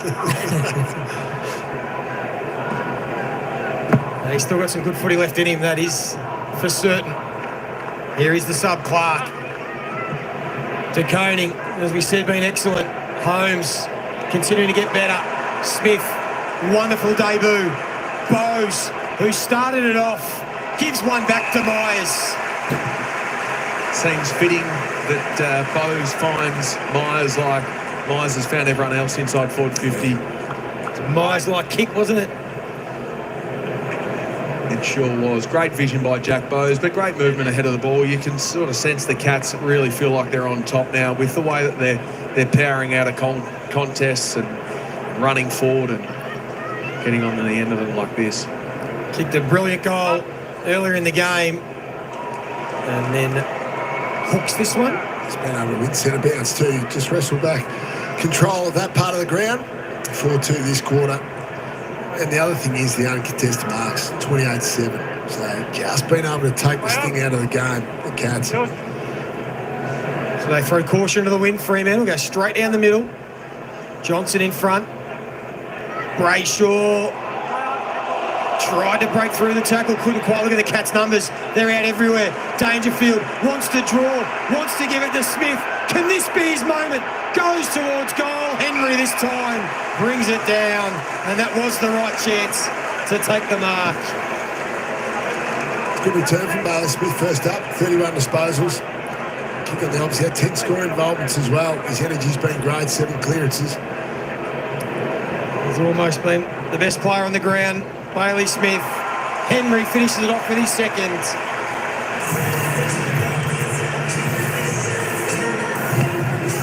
And he's going to be so important, you feel, Bailey Smith, for the Cats this year. The fact that he can play inside the contest, which he's actually done a lot of today. He's been high possession, a bit scrubby and maybe poor skill execution early, but you kind of expect that from a player that's missed so much football. But he's just going to be great to have the disposal of being able to put him on the wing in the middle, and then now where he's starting back down in the forward line. It's actually been surprising how much time he spent in the centre bounce. So it shows he must have had a really good pre-season. His fitness has always been a strength for him, but he's coming off an ACL. Great acquisition. 31 disposals, the most on the ground. 12 ground balls, the most. 11 score involvements, easily the most on the ground. Holmes had an excellent last quarter. Clark will get some minutes late. The forwards might not be done yet. Stengel. Myers. Who does he set up this time? Well, that's one of the few kicks that he didn't execute perfectly. Bailey Smith goes low. He says he wants a goal to finish off his afternoon. Another stoppage inside the Cats forward 50. Still just under 6 minutes left in this one.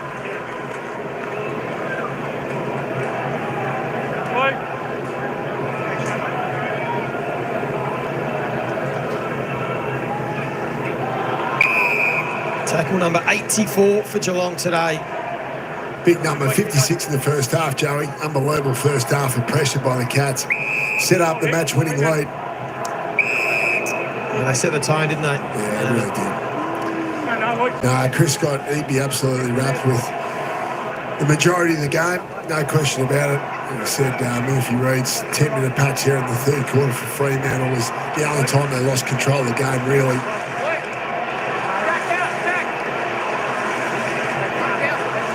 We'll have some players to come back pretty soon. Cole Jasney not far away. Jack Martin could almost be available for selection soon. Duncan and Stanley didn't get selected today. So they've got some depth as well.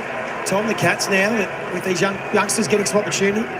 They will, and Stanley and Duncan clearly don't play today. Mitch played a half in the VFL this morning, but they're going to get their opportunity, absolutely. I mean, they're so experienced and provide so much class, so don't discount them, certainly in the early stages of the year.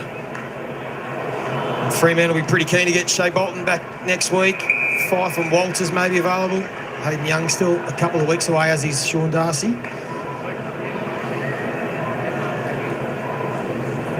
Here's Justin Longmuir in his 6th season in charge. Coaching to the end of this season. He'll be the second longest serving coach to overtake Chris Connolly, just behind Ross Lyon. The expectations of finals for Fremantle. Geelong. Dangerfield. It was Henry that flew high over Neil. And they continue to run. That might be 50. And this will be the goal. You would think that Bailey Smith's been chasing the whole quarter.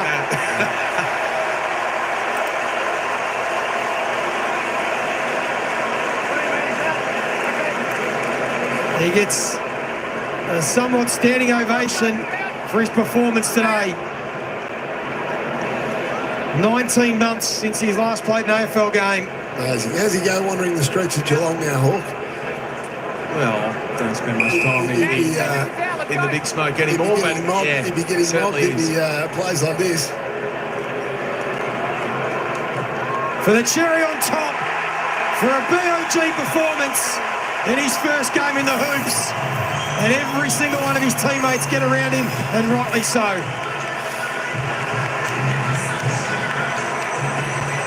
The cold hero status down here. Yeah, I saw a couple of mullets as I walked in the ground this morning. I think they were selling them from the Geelong Cats merchandise store. So he's going to get, this is nice, he's going to get a beautiful round of applause as he comes off the ground here, and rightly so.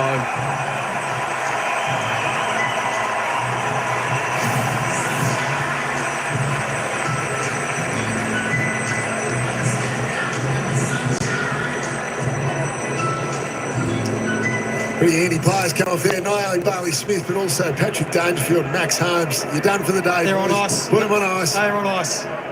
Max Holmes just threw the pickle juice back to the doctor there. Wow. Don't need that. If I'm not going back on, I don't need the pickle juice. That's right. I would have thought the phone call would be pretty positive from Chris Scott as well. You're not going to put the pickle juice in your mouth if you don't have to. And Geelong might still have a couple more left in them. They've absolutely answered the challenge of Fremantle throughout them. They set the game up in the first half. It's been a pretty dominant display, and they're going to pile on a big score.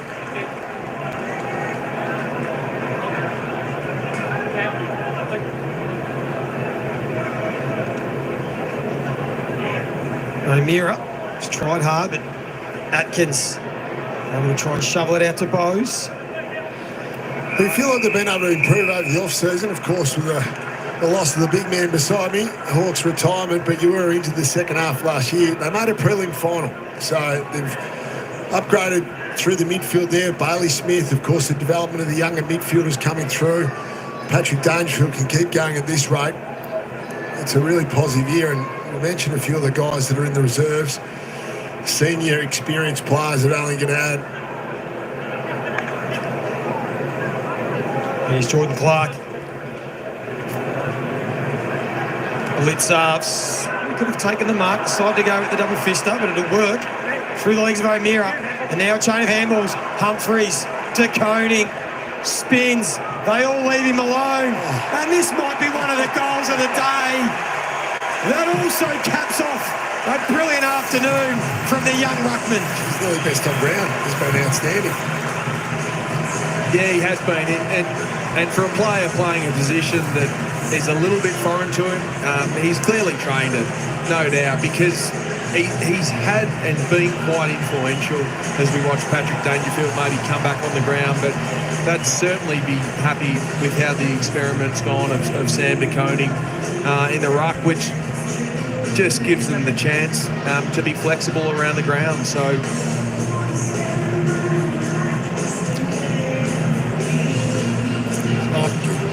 I've heard Chris Scott, he's supremely confident that he'll get there and be an absolute elite ruck, just whether it was going to be this year or not. But from what we've seen today, Brownie, he might be ready to explode. Well, he's going to be hard to play against here. He's just such a great athlete, and he can keep doing that in the forward half. 25 disposals. Big numbers, like we saw with his brother as well. They're capable of getting high numbers. It's a huge contribution. They'd like an extra midfielder with those numbers. They are sensing more opportunities for goals. Neil and Dempsey give chase. Warner did well. Chapman's moved back into the defence. After coming on as a sub, Clark. It was Switkowski who's been subbed out with a groin injury. O'Connor was the sub for the Cats. I think both teams should get through with a clean bill of health other than Switkowski. Warner. Well, I'm saying that, Bantfield's cramping. Warner went without it. Now he's in trouble. Dived on it. That'll be another holding the ball. He can't move. That's a full leg cramp. There's nothing worse. Neil has done that a number of times. Full extension, takes the mark, and then gets it to Cameron, who wore one for his troubles. But this will just be an easy step around snap for Cameron for his third. Well, you spoke about Neil, the way that he jumped for the ball all day, Brownie. He just wasn't quite grabbing them. Will he keep persisting? He's ended up finishing with a really nice day, Neil. Yeah, he has been rewarded for effort against a really difficult opponent.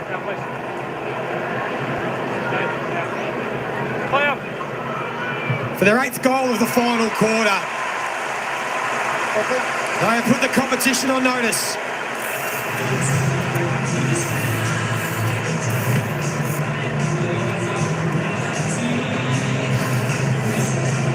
Jumped in with a couple of goals in this last quarter.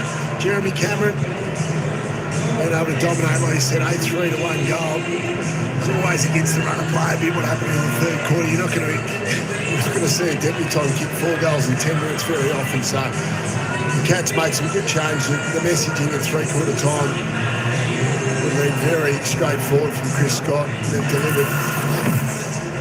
Even needs a valuable minutes for guys that were involved in that chain in Mitch Nevitt and Shannon Neal. Just be able to finish a game off, at AFL level. So these are really valuable. Jai Clark's another one that's going to take a lot out of the last quarter. 7-2 centre bounce clearance as well. So they got smashed in the third quarter from centre bounce, but they fought back. Centre bounce squad here for the Cats.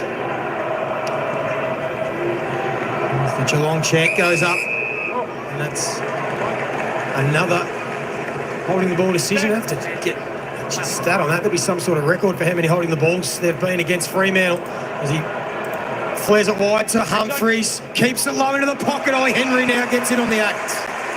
All the forwards cashing in late. Well, it's a nice time to fill the boot talk. Yeah, we've been there as forwards. I think their eyes lit up when they started to see that.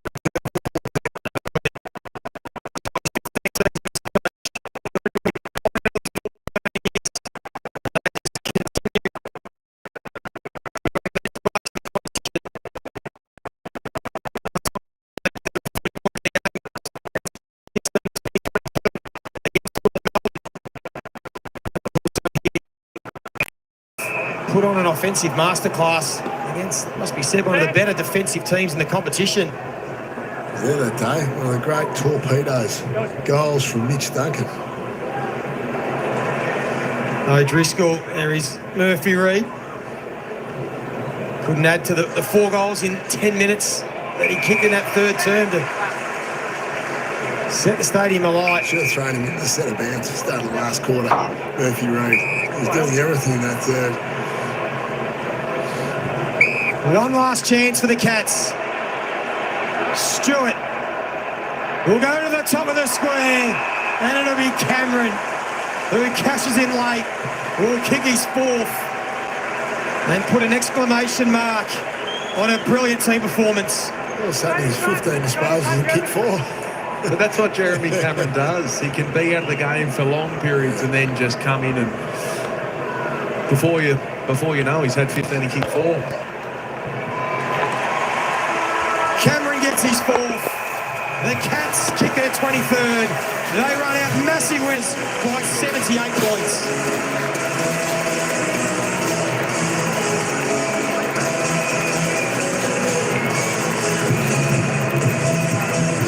Well, Geelong, as they so often do, look every bit a premiership contender. They've dominated Fremantle by the tune of 78 points to begin season 2025 with a win. And Bailey Smith on his Cats debut is best on ground with 32 and a goal. David King, that was stunning from the Cats. Well, they've got another asset now that Chris Scott probably hasn't had for a long period of time, and that's the clearance game. You look at the effect that Bailey Smith's had on this team immediately. It's like the Brian Lake effect in the Hawthorn 3-pair area. They had a problem, got Brian Lake in at the Hawks, fixed the whole thing. That's what's happening at Geelong right now. I think the story's going to be how poor defensively Fremantle were this afternoon. Especially when Justin Longmuir speaks so much about their defensive side of the game. I mean, 23 goals, 9, 147. That is a huge score by Geelong. You don't see that. You just don't see Fremantle cough up that sort of score. So plenty to come out of this game, no doubt. We'll dissect that a little later on this evening, but our attention turns to the SCG. All right, folks, there we go. It was the Cats. The Dockers couldn't quite pull off the miracle. Have a look at the Cats in that final turn. 10 goals, 3. The Dockers, 1 goal. There we go. Oh, well, it was a good fight back in the third quarter by the Dockers, but to no avail. The Cats were just way too strong this afternoon. 23-9, 147, defeating the Dockers 10-9. 69. Random stuff. Hey, going.